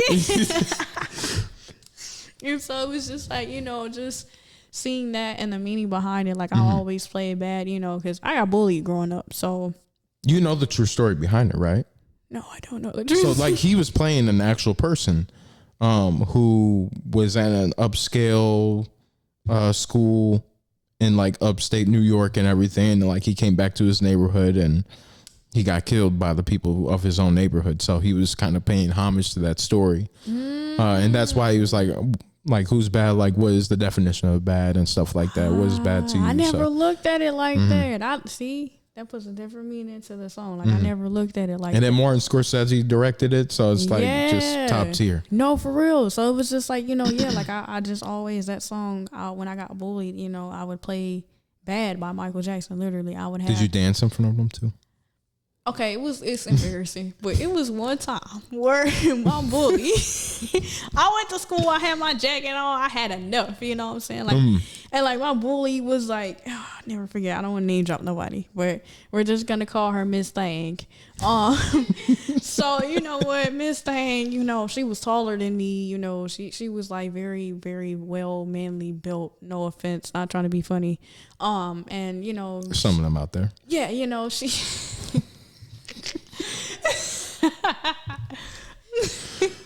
So, I got on the bus and, Miss Thing gets on the bus and she pushes my little brother's head to the side, and it was like his head started bleeding. And so, the night before I knew I was going to fight her. Like, I just knew it because she kept bullying my brother. She kept bullying me. And I was like, you know what? Like, I was listening to Michael Jackson bad. Like, my mom had the old school, like. How old were you? This is like, I was getting ready to go to high school. And, like, my little brother, like, this was our last year together. So, he's a year behind me. He's in 7th grade. Wait, how old are you? Me, 25. 25? Okay, Yes. you're younger than me. Okay. Yes. So, it was just like, you know what I'm saying? Like, he, you know what I'm saying? He's in 7th grade. I'm in 8th grade. Miss Thang is in 7th grade, but Miss Thang don't look like she's in 7th grade, So it's like she pushed his head into the wall real bad, It was like, do something. So the night before, my mom had like a CD player where like you connect the headphones to it and you actually put the physical disc in there and you got to hold it. And yeah. So I was listening to Michael Jackson on repeat to the point where she had to clean the disc. I came, on the bus. Man. I seen it. I threw my leather jacket off and I was like, you know what? I was like, let's go. Like, I was just like, let's go right now. Let's go right now. And I was like, like, I was doing all of that. And, like, I pretended like Let's see who's bad. Yeah, I was like, the dear. Like, that was in my head. And I just started dancing. And she was like, what are you doing? And it got to a point where, like, in the midst of me dancing, she grabbed me. And we were getting ready to fight at this point. Like, she grabbed me by my shirt and held me like that. So I'm like squiggling. I'm like, okay, dancing ain't working. Like, it's not working. And it was to the point where it was like she had me. And next thing you know, like I see this was my only fight I've ever had. So I blacked out. I remember flipping her over like in the seat and was like boom, boom, boom. And then when I like snapped back into reality, you know what I'm saying? She had me in a chicken wing. I'm like, okay, I can't move. You know what I'm saying? Like, this is not gonna work. So I did the only thing I could do. I pulled a Mike Tyson. I bit her. Oh, I thought you were gonna do like the reverse head bump, but never mind. I bit her. I bit her till she let me go. And so she was like, this just bit me. I didn't bite her till blood came out though, because I don't, Have you ever watched Dragon Ball Z? I have. Yeah. Have you ever watched the fight against Goku and Frieza? Yeah, right? Absolutely. When Frieza was the part where Frieza wasn't using his hands at all. And like you just had him tied up and then he bit the tail. And that's what made me think of it. Yeah, so it was like, she was like, she just bit me. You wouldn't understand. She's like, she just bit me. Everybody's like, oh my gosh, Deja Harris just bit her. And it's like all on video. And like, she let me go. And it was like, World star. For real. Then I watched WWE too. So it was like, oh yeah. I'm like, you know what? You were prepared. If I can't RKO you, I'm a Shawn Michaels you. So I switched in music her. Didn't know that wrestling was fake at the time. I get home and my mom was like, you want to talk about something? I was like, huh? She's seen it because everybody had posted it. Like, at the time, it was like MySpace and stuff like that. So everybody had posted it. And, my mom was like, one of my friends just sent me this. And it was like, Deja Harris beats up. I was like, oh my gosh. I couldn't believe I won. But, hey, shout out to Michael Jackson because I was like, doing the dance. Shout out to Michael. Yeah, RP to the legend. How long were you grounded for? I wasn't grounded. My mom, because I was standing up for my little brother. Yeah, it was self-defense. She put her hands on me, and so it was like, because like I said, I was dancing. So I'm like, I'm in my head. It's I'm like, yeah, I'm calling you out in a dance battle. Like we dancing. You should have did the kick and like boom. So I'm like, I'm doing that, and she grabbed me and lifted me up. So I'm like, oh yeah, you self-defense. I unfortunately cried because I got kicked out of summer school, and I had never gotten kicked out of school. I was a great student, always, good. See, grades. Things like that is like, why? Yeah. Because I'm just defending myself, and like you're gonna punish me. They let her come back. I was like, oh my goodness. Yeah, I got into a fight one time too. Yeah. And I'm not gonna go through the semantics and everything, but like they were trying to suspend me, and I was defending myself. The person was out of school. Yeah. He graduated already. I'm in high school, so he is an adult. Yeah. And like he's being up on a minor, pretty much. And and they were trying to suspend me for defending myself. I'm like, and my dad got in their ass. I was just gonna say, why he ain't was like, in jail? He was like, absolutely not. Oh no, you look up the mugshot, but not look up the mugshot. But no. Thank you for that story. No, I'm glad that I was not expecting a story like that, but this is okay. just what Michael Jackson does to us. Yes. He And inspires us. and the crazy thing, I don't tell that story a lot, but I mean, hey, Michael Jackson saved your brother's life, essentially. he did, he did. He really did. But yeah, what's your favorite song off the album? Bad, obviously. Well, Bad. outside of Bad, excuse me. Sorry. You're good. Let me take a look at the album because I'm like, make sure. Oh, okay. Yeah, there's bangers on that one. Speed Hot Demon. Speed Demon. Speed Demon? Yes. The music video. Oh my goodness. Yeah, from the movie. Yeah, he's like, No, "It's you're not." good. You're Oh, good. It's okay. gonna. Yeah. If I have to put a hot take, that's like my third favorite album of him. Okay. So What's your favorite? Thriller. Thriller. Okay. Thriller just means It's like iconic. I know that's like a very like mainstream pick, but like just the things that album has done for me, and also Yeah. like 9 songs that are damn near perfect. I had my gripes with The Girl Is Mine, but that's about it. Yeah. So, but I understand. Like he was that's a business play. The Yeah. reason why he has that. The only feature is a white guy and he's a Beatle in the 80s. I'm like, okay, that's a smart move. Yes. It's a smart move. Very smart move. But yeah, no, I love that album so much. Yes. I will say Smooth Criminal is the Yes. best music video. I didn't know that was his heartbeat playing at the beginning. Yeah. Like it was like boom, boom. I didn't realize that until like I think somebody said it on social media. I was like, what? Yeah, that's his actual heartbeat. Yeah, that's Yeah. really cool. He's really like he's A a perfectionist, yeah, like, and a a genius. genius. And he's a Virgo. Shout out to Virgos. Oh, you're a Virgo too? Yes. Nice. Beyonce Capricorn. is too. It's okay. I like Capricorns. Wait. Yeah, I like Capricorns. December, I'm a first day Capricorn. Okay. December what? 22nd. Really? First day. Really? Okay. I am the king of Capricorns. I felt that. They have bowed to me. Which your means zodiac LeBron James sign? bows to me. What's your zodiac sign? Cancer. Yes. Oh my goodness. I've met so many cool cancers. Shout out to cancers. You know, you're the first cool Capricorn. Sorry, mom, love you. You're the first cool Capricorn that I've ever met.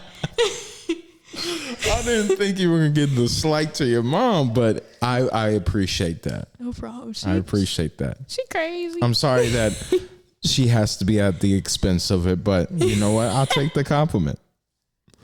Love you, mom. I'm the coolest Capricorn I know, besides my boy Ozzy. Shout out to him. Okay, shout out to Ozzy. Shout out to Ozzy. He's a tier down below because he's a January Capricorn. I'm a December Capricorn. She's a December Capricorn too. December What day? 28th. 28th? Nice. Uh-huh. Hey, see, he get birthdays and Christmas. See, That's true. I have been blessed to receive both. y'all So- lucky. Nowadays, I don't really care. Like I'm just don't care if I receive a gift. Like if I Yeah. spend quality time with a person, that's all I can ever ask for. Hey, ain't nothing wrong with that. Ain't nothing wrong with that. Is that a brownie point on how cool of a Capricorn I am? Yeah. Let's go. Say Let's go. Not the let's go. So the big topic is that you are on the path of becoming a bestseller Yes. in the world. Yes. So what is the name of the book again? The name of the book is Perfect Illusion. Perfect Illusion. Yes. So that already gives me a hint that it's going to be a deep topic. Very deep. So what would that be about? So- A good summary. Basically, Perfect Illusion is the story of the origin story of Daesh, and it's about a young woman who goes The Pharaoh or the real Daesh? the real Daesh. The real Daesh. Yes. So okay. basically, I'm gonna tell you the tagline first. Everyone believed the illusion, including her.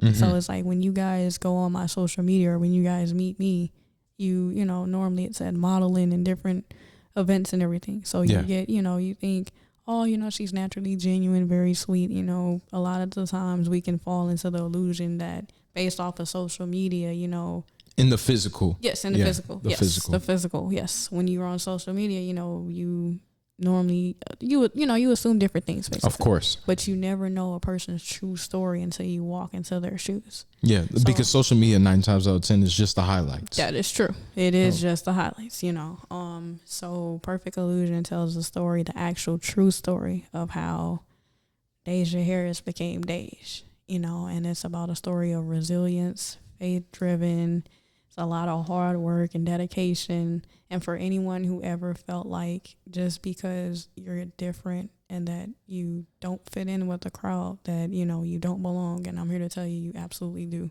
You know, you matter, you do belong. And I know sometimes, you know, life can get hard and you have to push yourself. You have to be your number one fan. It talks about everything I went through to get to where I am, you know, and then even my bad decisions, you know, and it talks about how sometimes bad decisions can influence consequences. Of course. But the best thing that from my takeaway is how you learn and grow from them. Do you have the capacity to learn from those? That's the biggest question. So Yes. I'm glad that you're putting your story out there. Thank you. I got the Not cover right here. Yeah, not having any shame or anything. Like, you'll be amazed. Just one instance of your life can be the very thing that somebody needs to hear or somebody needs to see. So I would love to see this cover. Yes. Oh, that's fire. Thank you. I designed it. Did you make it? You made it? Yes. Nice.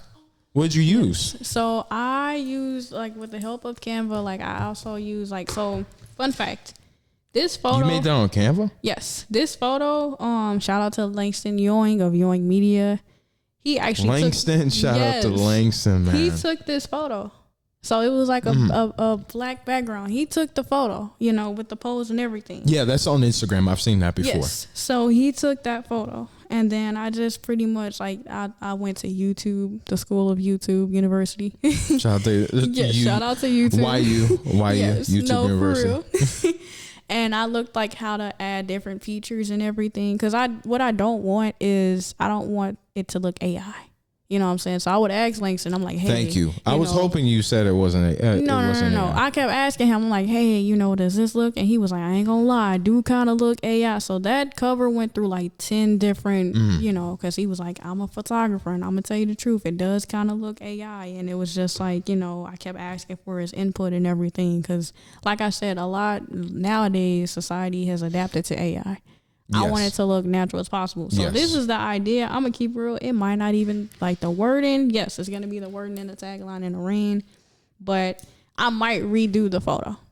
Just to, you know what I'm saying? But as of right now, this is the cover. So how long have you been working on this? And so if we're being honest, this book is based on my journal entries from 7 years old up until now. Wow. So you've been journaling since 7 years old. Yes, I had a Madeline journal. That's beautiful. Yes, and I journaled in my Madeline journal. So if we go based off of that, since I was 7, but if we're going based off of like crafting it into the actual book, 3 years. Man, it's incredible. First of all, congratulations. Thank you, I appreciate it. That is a huge blessing on your part, not only to bring abundance of, you know, people looking into your story and possibly earning from that, but also just like the amount of lives you can change from that. Even if it's just one, like the fact that somebody took the time to listen to your story and recognize you and really see you for who you are and accept that and allow those lessons that you went through to be integrated into their lives and their life lessons. That is admirable. So thank you. I appreciate you for putting that out there and having the confidence and all of that to do so. Thank you. Because it's not an easy thing. And especially when it comes to a book, it's like, that's a whole different level of dedication because you got to write it out. You got to structure it.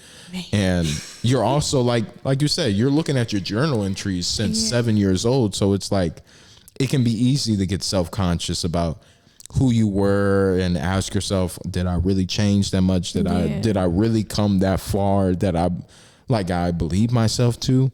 So it's like, I'm sure that you battled with an unprecedented amount of emotions. So yes, I'm glad you said that. Perfect Illusion, it came with many copies, you know what I'm saying? And it took a lot of healing because I was like, if I'm going to tell my story, I don't want to come from a place of hurt, nor do I want to come from a place of, you know what I'm saying, trying to bash anyone. Yeah. And, you know, at the time, I believe I was writing about when I first started modeling, you know, and I'm telling about an incident that I had a run-in with the creative. I'm not dropping any names because I'm not messy. Of course. And I had to really, like, talk to God. I had to, you know, go to therapy as well. You know, I've always been in therapy to heal and everything. And so I had to allow myself to realize I don't want to bash anybody. I don't want to be the reason somebody doesn't like this person. Like, you know what I'm saying? People, I want them to form their own opinions, you know? And so I had to really heal and go back and rewrite that, you know, because I would make notes about, you know, the character and everything, but I had to actually heal before I started writing about that character. Because if I would have came from a place of hurt, that wouldn't have been, you know, I mean, yeah, everybody's going to read about the incident, but that tells more about who I am as a person. Right. Versus, you know, the person, you know. It's more about what you went through and how you reflect on it and how you've grown from it rather than the bashing of that person. Absolutely. Because I do see how that can be an issue because like you said, you don't want to be messy at all. And a lot of people feed off the messiness. A lot of people are looking for the drama. If there is no drama, then it's like they don't want to associate with. Absolutely. But at the same time, you don't make the book for them. Yeah. That's not why you wrote it. And I changed people's names because one, I ain't trying to have nobody sue me. Defamation of character. Look, I ain't got money like that. Yeah, right.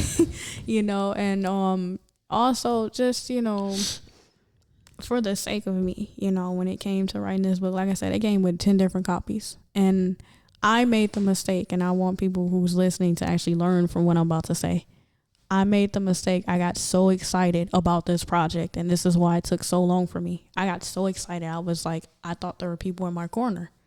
I shared my ideas. I shared a copy of my book, not this final copy, but like, you know, I had shared it, you know, and I was like, I was too busy looking at it I was selfless in a way where I was like, oh yeah, I want you to win. Like, I want you in my project, you know, this and the third. Like, yeah. And it got to the point where people start taking advantage, you know, they were like, oh, well, because I was like, okay, if you're going to be a part of the project, all I ask is that you read my book and make it the day we're shooting. Oh, I can't read your book because I don't feel like it, or I can't read your book because of this. And it got to a point where I had to make that tough decision where it was like, okay, you got to do what's best for you. You know what I'm saying? Respectfully. Like, sometimes it's best to just keep it quiet. Yes. So when I shot those pictures for Perfect Illusion, I talked to Langston. Shout out to Langston again. And Trinity Davis, shout out to Trin. She, you know, I called her up. She helped style me. She was a posing director. She was the makeup artist on the beauty aspect, and she was the hairstylist. And shout out to Dale. She is the special effects individual for like the shattered glass. Yeah. It took us 2 hours to do that. I was going to say, I was like, yes.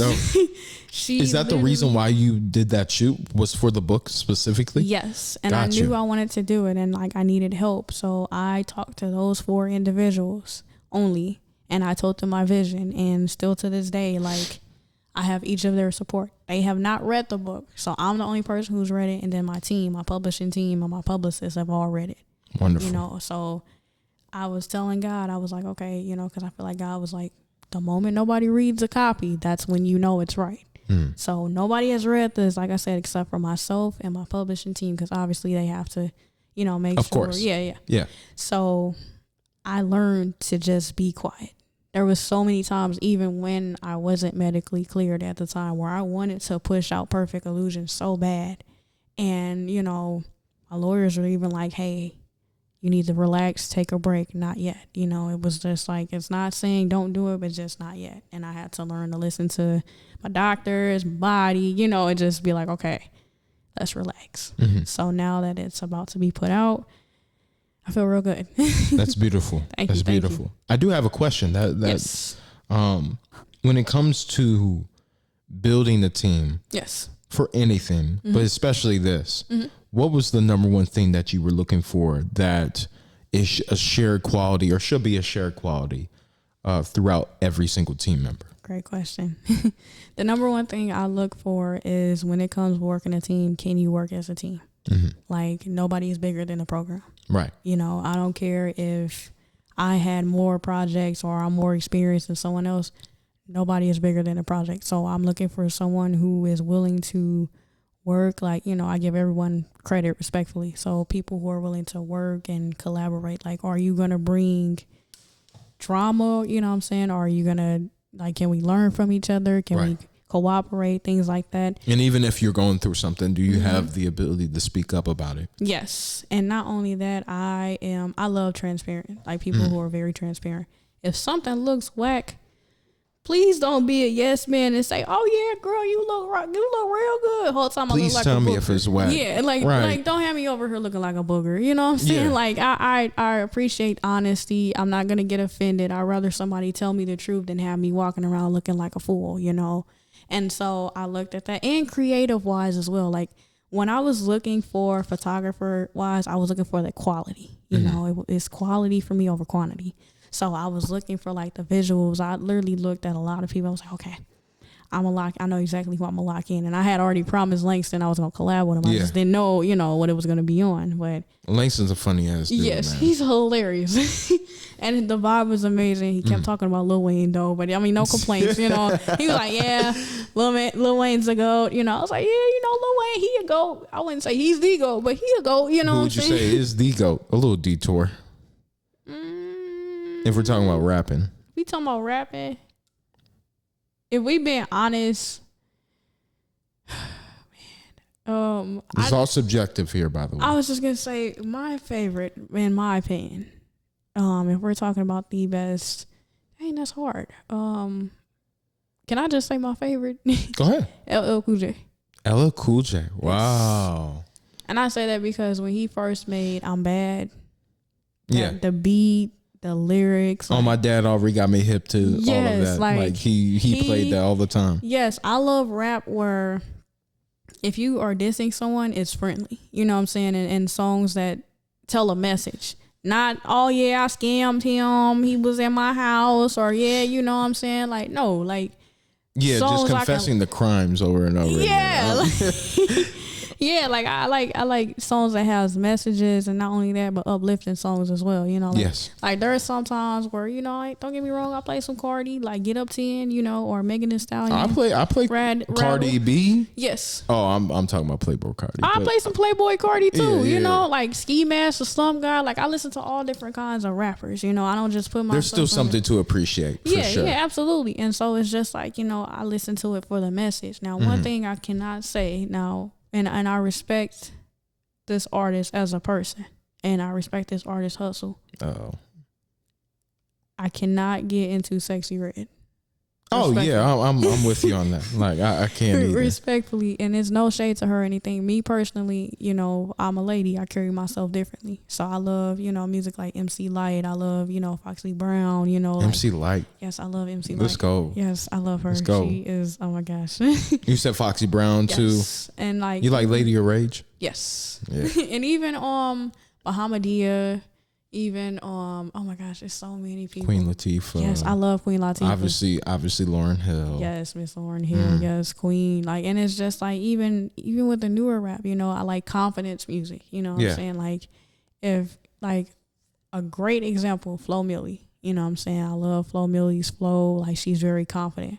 I like very confident music. I don't like hearing music about, oh yeah, I just scammed somebody, or I just, no. Yeah, it's like why are we talking about scamming people and stuff like that? It's just like we already talk about the wrong things enough. No, for real. So. And like I like LL Cool J, he's number one. And then Eminem, I can relate to like when he was making Cleaning Out My Closet. I'm a crash out person. I keep it real. I crash out. I'm not even gonna lie. I do. I can hold myself, control myself. And if I'm trying to walk away, then I can carry myself different. But if you poking the bird and I'm giving you a warning, you ain't listening, you gonna get that Eminem side of it. Yeah, I'm gonna crash out, respectfully. So I try not to show that side, And the only crash out that he lost to was Michael. Yeah, because he bought his whole catalog. He was like, "Oh, bet, all right." And every time he performed, MJ got paid. I was like, "That's one person you shouldn't still mess to this with." day. Yes, I think like you shouldn't have messed with MJ. Why would you mess with MJ? actually, I don't think so anymore because I think Sony bought it off his estate. I think his estate sold it, which. But it's still like, why would you mess with that man? Like, it's certain artists you should know who to play with and who not to play with. You know what I'm saying? A lot of people just look at him and think like he's all very sensitive, but he's like, no. Yeah, I'm like, man. He looked because Paul McCartney was the one that taught him how to like really get into like buying publishing and stuff like that. And he was like, all right, bet. And then bought his publishing. Yeah, when he did Come Together, I liked his version a lot better than, you know. She says that too. Yes. I am the lone wolf here. I actually really like the Beatles version because the bass is so much hard hitting. I love the bass on it.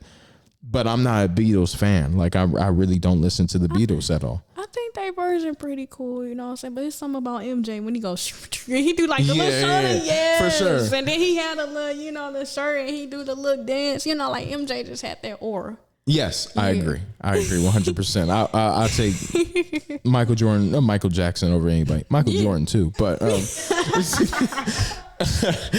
yeah, give me if I have to get a bucket for 5 seconds on the clock, I'm gonna pick Michael Jordan. Absolutely, but that's a little detour. But back to the book. Yes. What were we talking about? We did take a little detour because because you were talking about how Langston picking was different talking people about on the team. Yeah. So I and speaking of Michael Jordan, I basically I think LeBron said this actually. Don't quote me though. Somebody in the NBA said it. Somebody said it. You have to be the Michael Jordan in everything that you want to do first before you can move on to, you know, the next thing and this and the third. Yes. So when it came to what I was looking for with this project, like MJ, I'm a perfectionist. So if I feel like my 100% is not there, you can ask Langston. I was just like, we started at 2:30, didn't finish till like 9:45 p.m.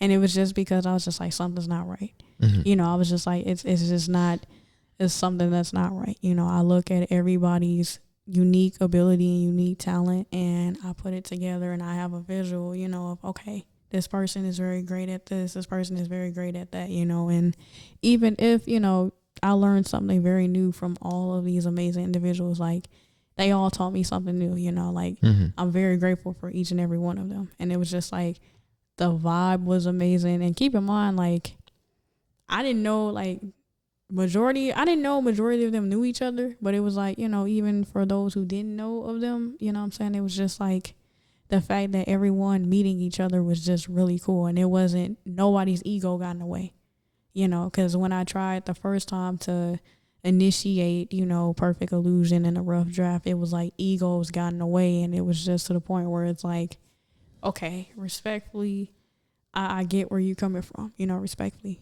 But, you know, we have to work as a team. Nobody's bigger than the program. And if you feel like you're bigger than the program, then respectfully, you know, I would advise you to look elsewhere. Exactly. Yeah, so it's just, it felt really good to have everybody come together for the first time. Everybody did their thing. Like that special effects makeup was 2 hours. It was very hard to get off. We had to pour all coconut oil on my face and like peel it. I mean, that's still good. That's good for the skin, so it's not gonna hurt you. Yes, but it was so like, it was to tedious. The point. Yes, yeah. It was like they was like, it's not coming off. I'm like, they were like, close your eyes. I'm like, oh my gosh. But no, it's important for a perfectionist, yes, to surround themselves with somebody that is patient towards that perfectionism. Yes. Because if you don't surround yourself with the right amount of people, they're going to lose that patience and they're going to be very angsty. They're going to be like, we're going to have to hurry this up, and you can't take that for an answer at all. You don't want to settle here, and you don't want to be surrounded by people that are forcing you to settle or influencing you to settle, because it's the ideas that have you working day and night, long hours, that are usually the best projects, especially if you know your limit in terms of like maybe something is not going to turn out the exact way, but it's like, I'll make a compromise because this is as close enough as I can. Yeah. And you know what, now that you said that, like when it came to the poses, like I had an idea of all poses I wanted to do, practice in the mirror before I got there and everything. And it was one pose, like, matter of fact, the picture I just showed you, it was a pose that it was originally supposed to be where I was just like this. And like, I had like, you know, I know you guys can't visually see it, but it was just like a a cool little pose, and they were like, "Don't do that. You look like you taking a doogie on the toilet." And I was like, "What?" And they was like, sometimes the most perfect poses makes the most uncomfortable positions. Yes, of course. Yeah, so it was like learning that, and then they were like, everyone was so helpful. They were like, "Days, breathe," like, because I was like, "Oh my goodness," like I was like, "We're not gonna have enough time to do this," and they were like, "Breathe," like, "You're okay." Langston was like, "I didn't book nobody else. You're fine," like he was like, "Breathe," and they were making me feel very welcomed. There would be moments where I had to step away, and I played Step by Step by New Kids on the Block to calm down, So it was just like, because my anxiety was like spiking up. So sometimes my anxiety gets in the way. I feel nervous, and I'm like, in a freak out moment, and I start saying affirmations in the bathroom, and Trend gave me a hug and gave me a pep talk and was like, "Girl, you're Days. Like, you are doing the damn thing." She was like, respectfully, she was like, "Go do that thing." And I still had my glasses on, so she's like, "Give me them glasses," and I was like, "Okay." So when I took it off, I got into Pharaoh mode. And so and your vibe attracts your tribe, you know what I'm saying? Indeed. So when you have the right amount of people who are willing to help you escalate your vision, that is the best feeling in the world. And I'm so grateful and blessed for everybody that I've ever encountered on my journey, even those who we don't see eye to eye. Embody the vision in the present moment. It will start formulating and creating itself in the present moment. Yes. Because you are what you're looking for, essentially. That's true. And then it's like, with me being in charge of the I was just wondering I was like, I thought you were practicing. No, for real. I was gonna do it too. I was like, it looks so good. I'm like, you don't have a show coming up. No, you're good. We should have got her a mic, dude. Yeah, nah, I need to heavily invest in 2 more mics because I got 2 more slots for it. But oh, you should have told me I had my own mic. I could have brought it. It was pink. Well, next time I'll get a bigger table and all that. Pink, dude. I gotta show you my desk room after this. It's a pink. I will get a bigger table. Yeah. But yeah, just like, I almost forgot what I was gonna say. No, literally and overall in general, like, just learning and just being surrounded by so many incredibly amazing people. You know what I'm saying? Like, you learn, when I feel like I can learn from those around me, I love that. Because if you go a day without learning something new, what are you doing? Respectfully, Right, So infinite knowledge all over the place. Yes, and it was like, it really taught me a lot, like how to, like, they helped me get out my shell. They was like playing music, we were laughing. Langston was talking about Raising Cane's, and I was like, "You gonna turn into a Raising Cane by how many times he eat Raising Cane's?" And so it was just like, we all knew each other longer than that, that time, and I love that feeling. Amazing feeling. That's beautiful. Thank you. Thank you for sharing that experience. It sounded like it was exactly what you needed in terms of your confidence. Yes. But also has set you on a trajectory of being exactly who you are. Yes, absolutely. And I love that. Thank you. I love that. And you deserve every single moment of it. So, and when you were talking about, having the team around you, that's the dream for me, because I want to have, because I know I can't do a whole production myself, at least at the level of film that I want to make. Like, I want to win Oscars and stuff like that. Absolutely. You will. I know I am. Yes, sir. Yes, sir. So, so it's very important, especially like when you were just talking about this whole thing, when you were speaking about a team, that was just like, I was just daydreaming about having my own team, making sure like everything is straight, and I'm the type of person like to pop my head into like I wanted to do not just acting but the directing, the cinematography, the writing, and see how, like, what it really takes to be a part of a production. That would be cool. Like, I can't wait to see that. I really can't wait. Thank you. No problem, because I know it's coming. I cannot wait. And it's starting like right now. Yes, so, sir. But no, it's super inspiring to hear you talk about your journey of becoming a confident person, stepping into your light, being able to tell your story, and allowing others to, excavate your story. Is that the word that I want to use? No, that's not the word that I want to use at all. Explore. I think it was the wrong word that I wanted to use. So let's say explore. Okay. Explore will be best. Yes. Explore your life and all the lessons that you've been going through as well. Thank you. And I pray whenever I get into a fight, I'm ready to turn Michael Jackson on as well. So hopefully that's in the book. Yes. It's a lot of funny moments in the book. There's gonna be a moment where I can't wait till y'all get to the deer chapter. Are you gonna do an audiobook? Yes. It is audio. I'm thinking about reading it, but I don't know. I want to make my voice sound like very calm. I mean, if you need a good voice, I think I have one. Bet. Yes. I think I have a good you know one. what? Let's talk. Yeah, because that just gave me a great idea. I'll be down for that. I'll get Yes. into a very I'll sophisticated. pay you for real. Once upon a time. I'm just, yeah. Wait, Yeah. hold on. I was not ready for you to be like, once upon this. Wait a minute, time out. That was Ladies- really good. Ladies and gentlemen, I think we figured it out. Yes, we did. As you just heard, I just got employed today. Yes. No, for real. Oh, and Akira, you're not safe either, Miss Ma'am. I actually, if you recall, I actually DM'd you to ask you to be a part of the promo. You didn't answer? Yeah.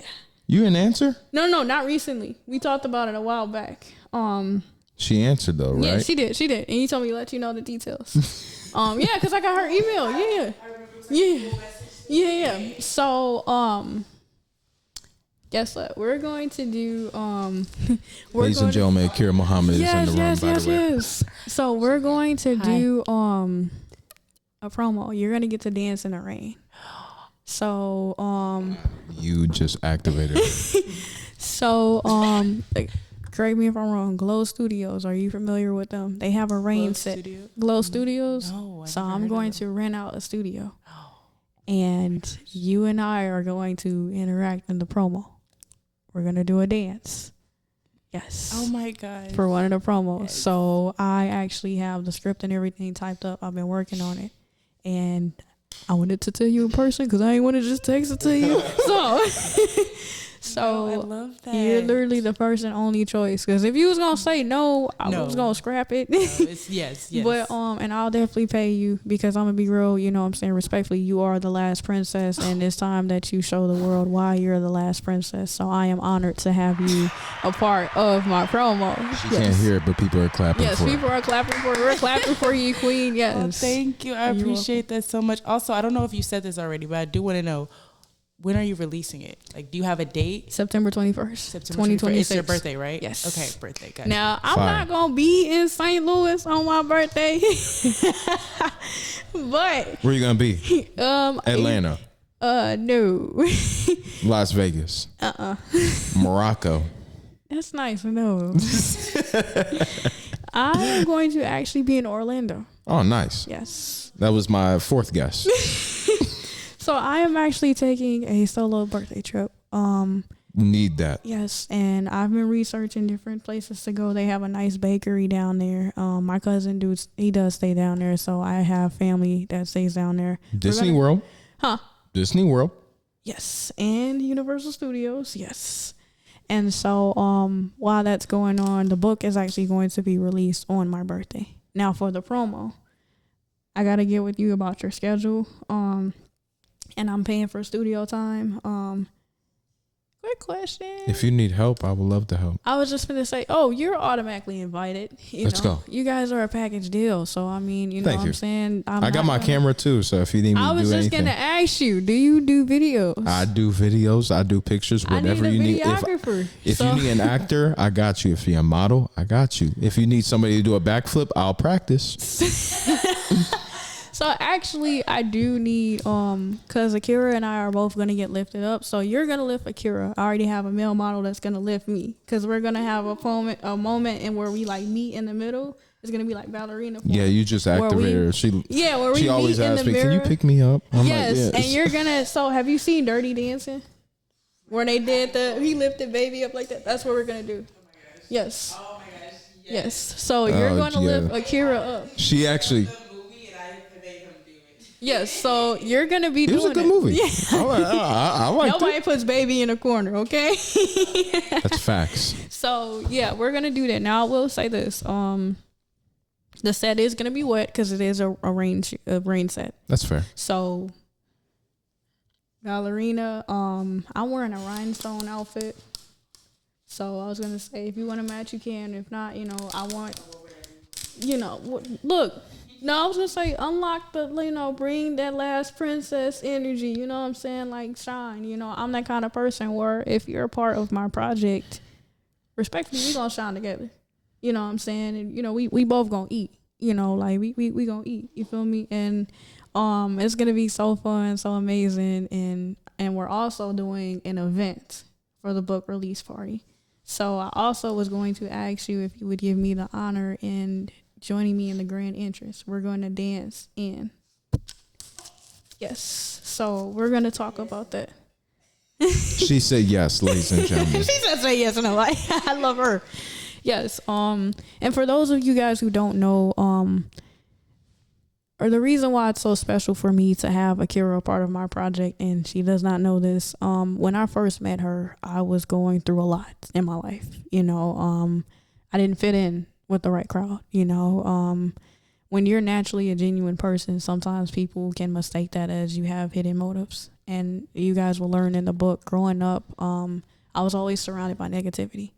Always. And even family will be the worst haters ever. That's true. So when you try to escape that in your mind and you want to be a naturally genuine person, Akira was the first person in this creative scene, female wise, to congratulate me, speak life into me. At the time, I was struggling. I literally didn't have any food at home. And I remember having this conversation with her. She literally was like, Queen, she had literally gave me money to eat that night. And we were at Story Stitchers. And she spoke life into me. She brought me into the little lounge room and everything. When y'all were dancing? Yeah. Yeah. And she spoke life into me. And to that day, she always told me to keep shining. She was like, don't be afraid to be you. So I always, whenever I always post something, Akira is always the first person to like it, to comment, to repost. She does not send me her content and be like and share and blah, blah, blah. I voluntarily do it on my own because she is naturally a supporting and sweet person, and that is very rare nowadays. So I just want to tell you thank you. They're hugging, by the way. Y'all can't see it, but they're hugging. So yes, and then Houston, when I first met you, dude, you were very cool. I know we met. No, we didn't meet at the KZ thing. I remember you had well, we technically didn't meet that day, but when they had the at the one place, the Metropolitan Artist Loft, where one of my pictures was hanging up. Yes. Yeah, you recognized me. You was like, you had the pink bob. That was that last February? Yeah, it was last year. Yeah. Yeah, because I remember I went to an event after that. Yeah, you was like, did you have the pink bob? I was like, I did have the pink bob. And it was just you know what I'm saying? It was so just meeting you was very, very when I did that crazy stunt hanging out the window and passing it, I was Did I give you your glasses back? You did. You gave me my glasses back. Okay, and cool. You also was you were like, hey, you got this, don't be scared. You're not going to die. Because I was like, oh my gosh, I'm going to die. He was like, you're not going to die. I was like, I'm hanging out of a window and, you're driving the other car. And I was driving the car with a mask and trying to make sure I was, because I was afraid I was going to hit one of the mediums. I almost hit the medium. I was 2 seconds from, and they were they was and I was like, oh my God, I'm going to die. He's like, you're not going to die. Yes, I am, sir. I'm 2 seconds from this median. I am hanging on North Grand. That was a long night, man. I had work the next morning too. It was It was worth it. Yes. It was worth it for sure. Because I think, didn't I meet you that night? Yeah, I met you that night. See? Yeah, because we met at the center. Yes, and it was just R.I.P. the center. yes, RP. Oh my goodness, I gotta take these earrings out. Sorry, guys, it's stabbing me. But yeah, it's just when I met you guys, it was naturally genuine, energy, and I was just when you're so used to people who look you up and down as if you're beneath them or receiving negative energy, you're not used to people who have genuine and naturally genuine intentions. So meeting you guys, y'all were like, I was like, hi, I'm Dej. I was like, oh, what's up? What's your favorite food? And I'm like, is this real? Like, I'm like, what? What is your favorite food, actually? Let's put you on the spot. Y'all really want to know? Yes, I really want to know. My favorite food of all time No pressure. is baked mac and cheese. Baked mac and cheese. Yes. We're fine with that. That's we're fine with that. I had baked mac and cheese literally 2 nights ago. Yes, me Shout out too. to my mom. It has to. Yes. Ooh, I want some. She made it with like these thick spaghetti noodles. Really? Yeah, my dad saw it on TikTok or something. He was like, I just want to try it with those noodles. I'm like, I mean, it's not really going to make much of a difference. It's Yeah. just a different noodle. But, Hey, I had a family member who made it with Kraft macaroni and cheese noodles, and I said, I bid you farewell. Respectfully. Kraft, I don't know about Kraft noodles, respectfully. Any other I don't know noodles about out- Kraft in general. You Like heard me. powdered cheese, I think we can leave that in the Like it has to be in the past. It has to be made right. I love to eat and I love to cook. I went to culinary art school, so Oh, nice. yes, What's your favorite thing to cook? steak. Steak? Yes, Mm. I love cooking because I like making the little diamond shaped, the little, on the I would have to grill. get a steak from you. Okay, bet. And How I you love like it cooked? medium well. Okay. Yes. I'm more of a medium guy. Really? I mean, it reflects my skin color, so. Jesus.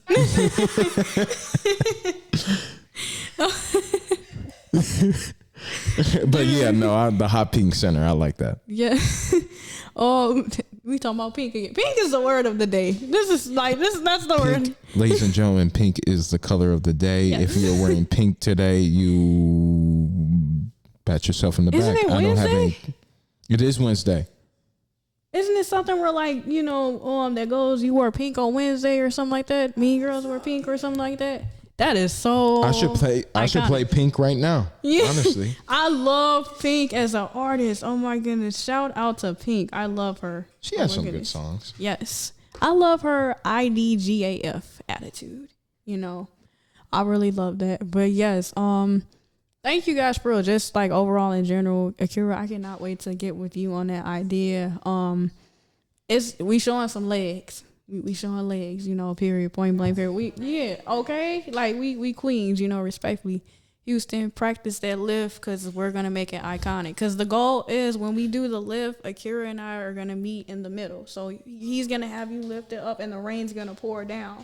And we're going to get... Don't spoil it now. Yeah, okay, Don't yeah. spoil it. Oh, yeah, I forgot we're still Don't recording. spoil it. Yes. Okay, you're right. I forgot we were recording. Okay, guys. Forgot we were straight recording. That's a sneak peek, though. Yes, sneak peek, guys. Yeah, so like I was saying, when it comes to promoting Perfect Illusion, 3 different promos. We are gonna have a book release party. Yes, so we're gonna get on that too. Houston, you're hired as well, videographer and I just got a job. Yes, sir. And I'm planning to release this around my birthday because the school semester is getting ready to start again. I just went back for accounting. So Congrats. thank you. We are going to make sure everything is put out, you know what I'm saying? And it's going to be so fun. Like I said, for those of you who feel as if, like you're giving up and you're surrounded by a negative environment, I encourage you to read Perfect Illusion. Because let me tell y'all, like, I'd have been homeless. I didn't not had any food and was doing modeling gigs and, and doing everything that I can while still going through so much. And I just want to tell you that no matter what it takes, you got it. You know what I'm saying? Like, don't compare yourself to somebody else's life. I made one of the worst mistakes comparing myself to the individual who was a mean girl towards me, comparing myself so much. Mm-hmm. And I realized I'm that fire ass track on the CD. Exactly. That, you know what I'm saying? When you first listen to it, you like, oh yeah, You're the hot 100. yeah, on me. Number one on the hot 100. Yes, and then it's like everybody else like what, and then they start catching on. So if you, hey, look, so yeah, like I said, it's a lot of lessons. There's also gonna, like I was telling y'all, gonna be a deer moment. So I'm sorry. no, you're good. You're good. A deer moment? Yes. Like deer in headlights? Yeah, actually, literally. Oh, nice. Yeah. I knew it. 2 of them. Yeah. Car was still drivable. Wow. Yeah. And the Where were you at? Wisconsin. That's it happened in Wisconsin. Yes. Like, this is real. Like, I real quick. I got beef with Wisconsin now. That's crazy. So, real quick, you guys are gonna read about this in the story as well. Yes, ma'am. My little brother, Corey, I love you, Corey. He was, if you guys seen Adventures in Babysitting where the friend got stranded, it was kind of that situation. Is it the same brother that you saved? Yes, that is. Yeah, it is him. Yes. Nice. And so he, he was stuck in Wisconsin.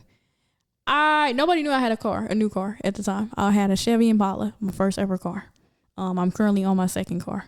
But the Chevy Impala, nobody knew I had a car. He called me, was like, Deja, I'm stuck. He told me the situation and everything. I was like, I am on my way. It was 1 a.m. here, y'all. I was like, I'm on my way, and I was heated. I crashed out. I was heated. I drove to Wisconsin by myself, the streetway, by myself. 9 hours there. I only took probably like a 30-minute break because, like, I'm the oldest. So my little brother's in trouble, you know what I'm saying? And he's to the point where he's outside and he cannot get inside of a building. Mm-hmm. I'm going to make sure I'm there, So when I got there. Abnormal. Yeah. When I got there, I banged on the door, to the place he was at, and, I might have, cursed a female out, respectfully. Respectfully. Yeah, because, one thing I will also encourage you is never be with somebody that talks down on you. And that's never, facts. like, always love yourself. And he, at the time, was, with somebody that, we're going to leave it at that. So, when I knocked on the door, I went off on her, and I was like, he didn't even know I was there. I was like, let's go. Like, let's get your stuff and come on. And so he walked to the car. We got in the car. I was like, you good? He gave me that nod. We head back on the road.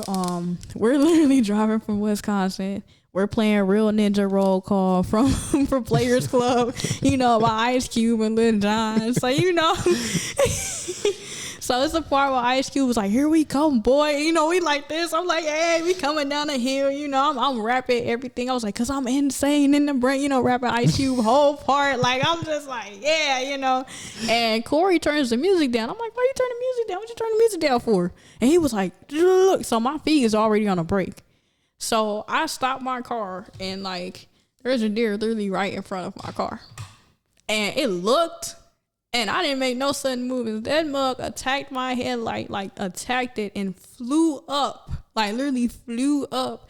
And I start crying. I was like, oh my God, like, not my car. I was like, oh my gosh, I can't move on. It started attacking your car? Like, it was stuck in the headlights and, like, attacked my headlight.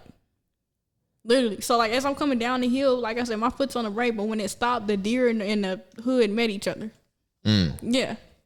So it flew up, and I'm crying because I'm like, I just killed a deer, and I'm like, I can't go on. I was like, oh my gosh. Giving a CPR and everything. Like, come back. I couldn't even find it. So, like, I'm getting out the car. I was like, oh my gosh. I was like, oh my gosh, my Nana's gonna be so mad at me because she took me to get the car. Like, it all came from my pocket, but it's still like she took me to get the car. I was like, oh my gosh. I was like freaking out and everything. He was like, we gotta go. He was like, we don't do black people out here. We gotta go. It's dark. He was like, what if Jason come out? I was like, let Jason take me. He can take me. I was like, I don't want to go. I was like, no. He was like, we need to go to safety. So I called my mom. I was like, Mama, dear, my girl. And she was like, what? I was like, a deer just hit my car. And so we're having to drive back like the rest of the way. And I'm just like this the whole time. He's laughing. My brother is just laughing, cracking up. He was like, oh my God, a deer hit our car, like cracking up. And I'm just like crying. And then literally 2 months later, driving home from work. I had worked out in Baldwin. I now, before I moved out there, I was driving off of Baxter Road, and I'm listening to Michael Jackson Ghost. And the part when he was like, are you the ghost of jealousy? You know how the beat goes boom, and it goes off. Right as it did that, my dog, like, right as it's going down, my dog is barking. I pull over because I'm like, what are you barking for? What's going on? There's a deer And so I never washed the car from the first deer. So I looked it up. Deers can smell scents, and that's a warning. It sprayed a warning scent. So it attacked my car and knocked out my other headlight. Like this time the car in the hood. So I was like, what? The car was still drivable. Then that next month, on my way to work in Baldwin, a lady ran her light and T-boned my car. And that was Damn. the end of my car. I'm so sorry to hear that. It's okay. And it talks about all of this in the book. We blame the deer, honestly. Yes. Oh my goodness. And now I'm surrounded by deer. I think the deer got a hit. I think the deer got a hit on you. Yes, I swear. Oh my gosh, I was gonna get jumped, dude, by some deer. You seen The Godfather? Yes. It's pretty much like that. No, for real. For real, for real. Okay, I'm sorry. Let's get back on track. No, you're good. You're good. You're good. I'm just imagining deer in like the oval room, just like plotting against you. Dude, it was crazy. It was like it was insane. Like even some of the fur was still stuck in the car, and it was just like, oh my goodness. It was, and everybody asked a rhetorical question: did a deer hit your car? You don't see this dirt outline on the hood, like you don't see this. You don't see that fur right there. It's not a raccoon, obviously. Right. You don't see this. Well, thank you for sharing that. I know You're that. welcome. You're welcome. I know that was a terrifying experience, and so, but I'm glad that you got through it. I'm glad that you figured things out. You have a new car and everything. Yes. Okay, I'm guessing because you got here, but yeah, no, I'm glad that you got a new car and everything, Thank you. and everything's all good from that, right? Yeah, Are you so- guys done with that chapter, or is there still lingerings? So that chapter is completely closed. It was closed when we left Wisconsin, respectfully. Gotcha. I didn't even tell him to close the chapter. My brother closed his. Look, our cutoff game is strong, you know. So we had a talk. We had a sibling moment, you know what I'm saying? And, you know, like I said, sometimes you will meet people in life that's gonna, you know, based on some things that they are about battling with self. Yes. Some people will project their insecurities onto you. You know what I'm saying? And this is not to badmouth that young lady or anything. I'm not dropping any names. Of course. But just overall in general, you know, the overall lesson is actions speak a lot louder than words. That's true. You know what I'm saying? So if someone is projecting their insecurities onto you, you know, somebody showing you that they not on your team and they don't mess with you, you move around and you cut them off. It's going to hurt. Trust me, it's definitely going to hurt, you know, but I want to say the outcome is a lot better. You know what I'm saying? Yes. Like, it's a lot better than going through that. And it don't matter how much history you had. Look, respectfully, and this is in the book too, and I'm not saying this to brag, I cut my own dad off. You know what I'm saying? He made a decision that he didn't want to be in my brother and myself and my brother's life. So respectfully, I love him to death. I wish him well, you know, respectfully, but you have to make that decision to do what's best for you. Exactly. So yeah. Yeah. And I like I said in the book, I'm gonna keep it raw and real with y'all. I'm not gonna sugarcoat nothing either. So I don't As you want y'all should. to, you know, think it's gonna be No all need to be peaches and performative cream. or none. Yeah, and I give you guys a warning in the book too, you know, so please make sure you guys read those warnings and, you know, actually understand that, hey, you know, this is a no judgment zone. I'm excited to read it. Thank you. So thank you. And it seems like you're going through a very transformative period. Yes. To end things off, because I do gotta take her home. No, you good. I gotta get home too. You're fine. It is late. Yes. But also to end things off, Yes. like I said, you're going through a transformative period. You know, recovering from that incident. Yes. Reflecting on the past journal entries and experiences of your life and lessons, putting it into the book, doing the promotion of everything as well, on top of your regular duties of being a model and actress and going back to school. It seems like you're very busy, but also it seemed like what you just did as of recently has empowered you even more, and that's your baptism. Yes. Yes. So I'm sorry that we couldn't make it. It's okay. But, it's okay. But how was that? Just to keep it short. So, To keep it short, it was scary at first. It was very awakening, and as you guys can see on my necklace, I now wear my cross necklace, and it was very much like very emotional after the baptism. The first week is whew. But I am grateful that I did go forward with it because it opened my eyes to a lot of things. congratulations. Thank you. Yeah, no, we're gonna have to have you on sometime, or Yeah. even even in private when we're Yeah. doing the promo and everything, continuing with Yeah. that. I would love to talk more about that. Absolutely. Absolutely. And even yes. if I have you back, like I said, Yeah, that would be part great two. as well. So, but again, I appreciate your time here. Thank you. To end things off, what do we need to look for? How do we get to know you more? How can we connect with you? What's your social security number? Social security number. Yes. I don't know about all that now. Credit or debit? Like what? He said credit or debit is crazy. Okay, so I'm guessing credit.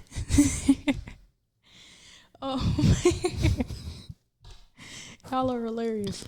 You guys can find me on the following social media platforms. Instagram at D as in dog, AS._.MODE.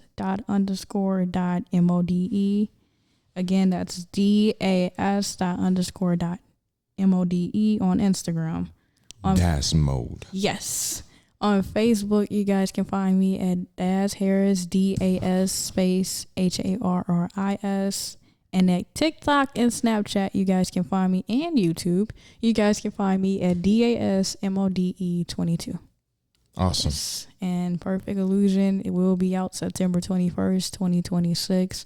I cannot wait for you all to see it, and thank you so much for having me. Of course. Any shows or anything coming up at all? Not to spoil anything, but just be on the lookout. Be on the lookout. just we got some little sprinkling soon, so. Awesome. Any Yes. closing statements at all? Yes, I always close. I have a saying I always say, let your inner you shine. You are what makes you special. Indeed. Yes. I agree with that wholeheartedly. Yes, yes. Well, y'all know what it is, man. Mine is mine, episode 35 with Daz or Dej. She answers to both. Y'all know what the word is, man. So been off and on lately with the podcast, but I'm so glad that I'm here. And today was just a testament of talking about confidence, and we're all that we got. Yes, that's You're all true. that you got. And to find that confidence within yourself is the driving force to get things done, to Yes. take action on the things that you truly love and what you truly want to build, but also take care of those that you truly value within your life and let that spill over to the rest of the world. It all starts with confidence and and the knowing in yourself, not the belief in yourself. A belief is an idea. A knowing is the truth. That's true. Know yourself, and you will know what you want to create. And with that, we out.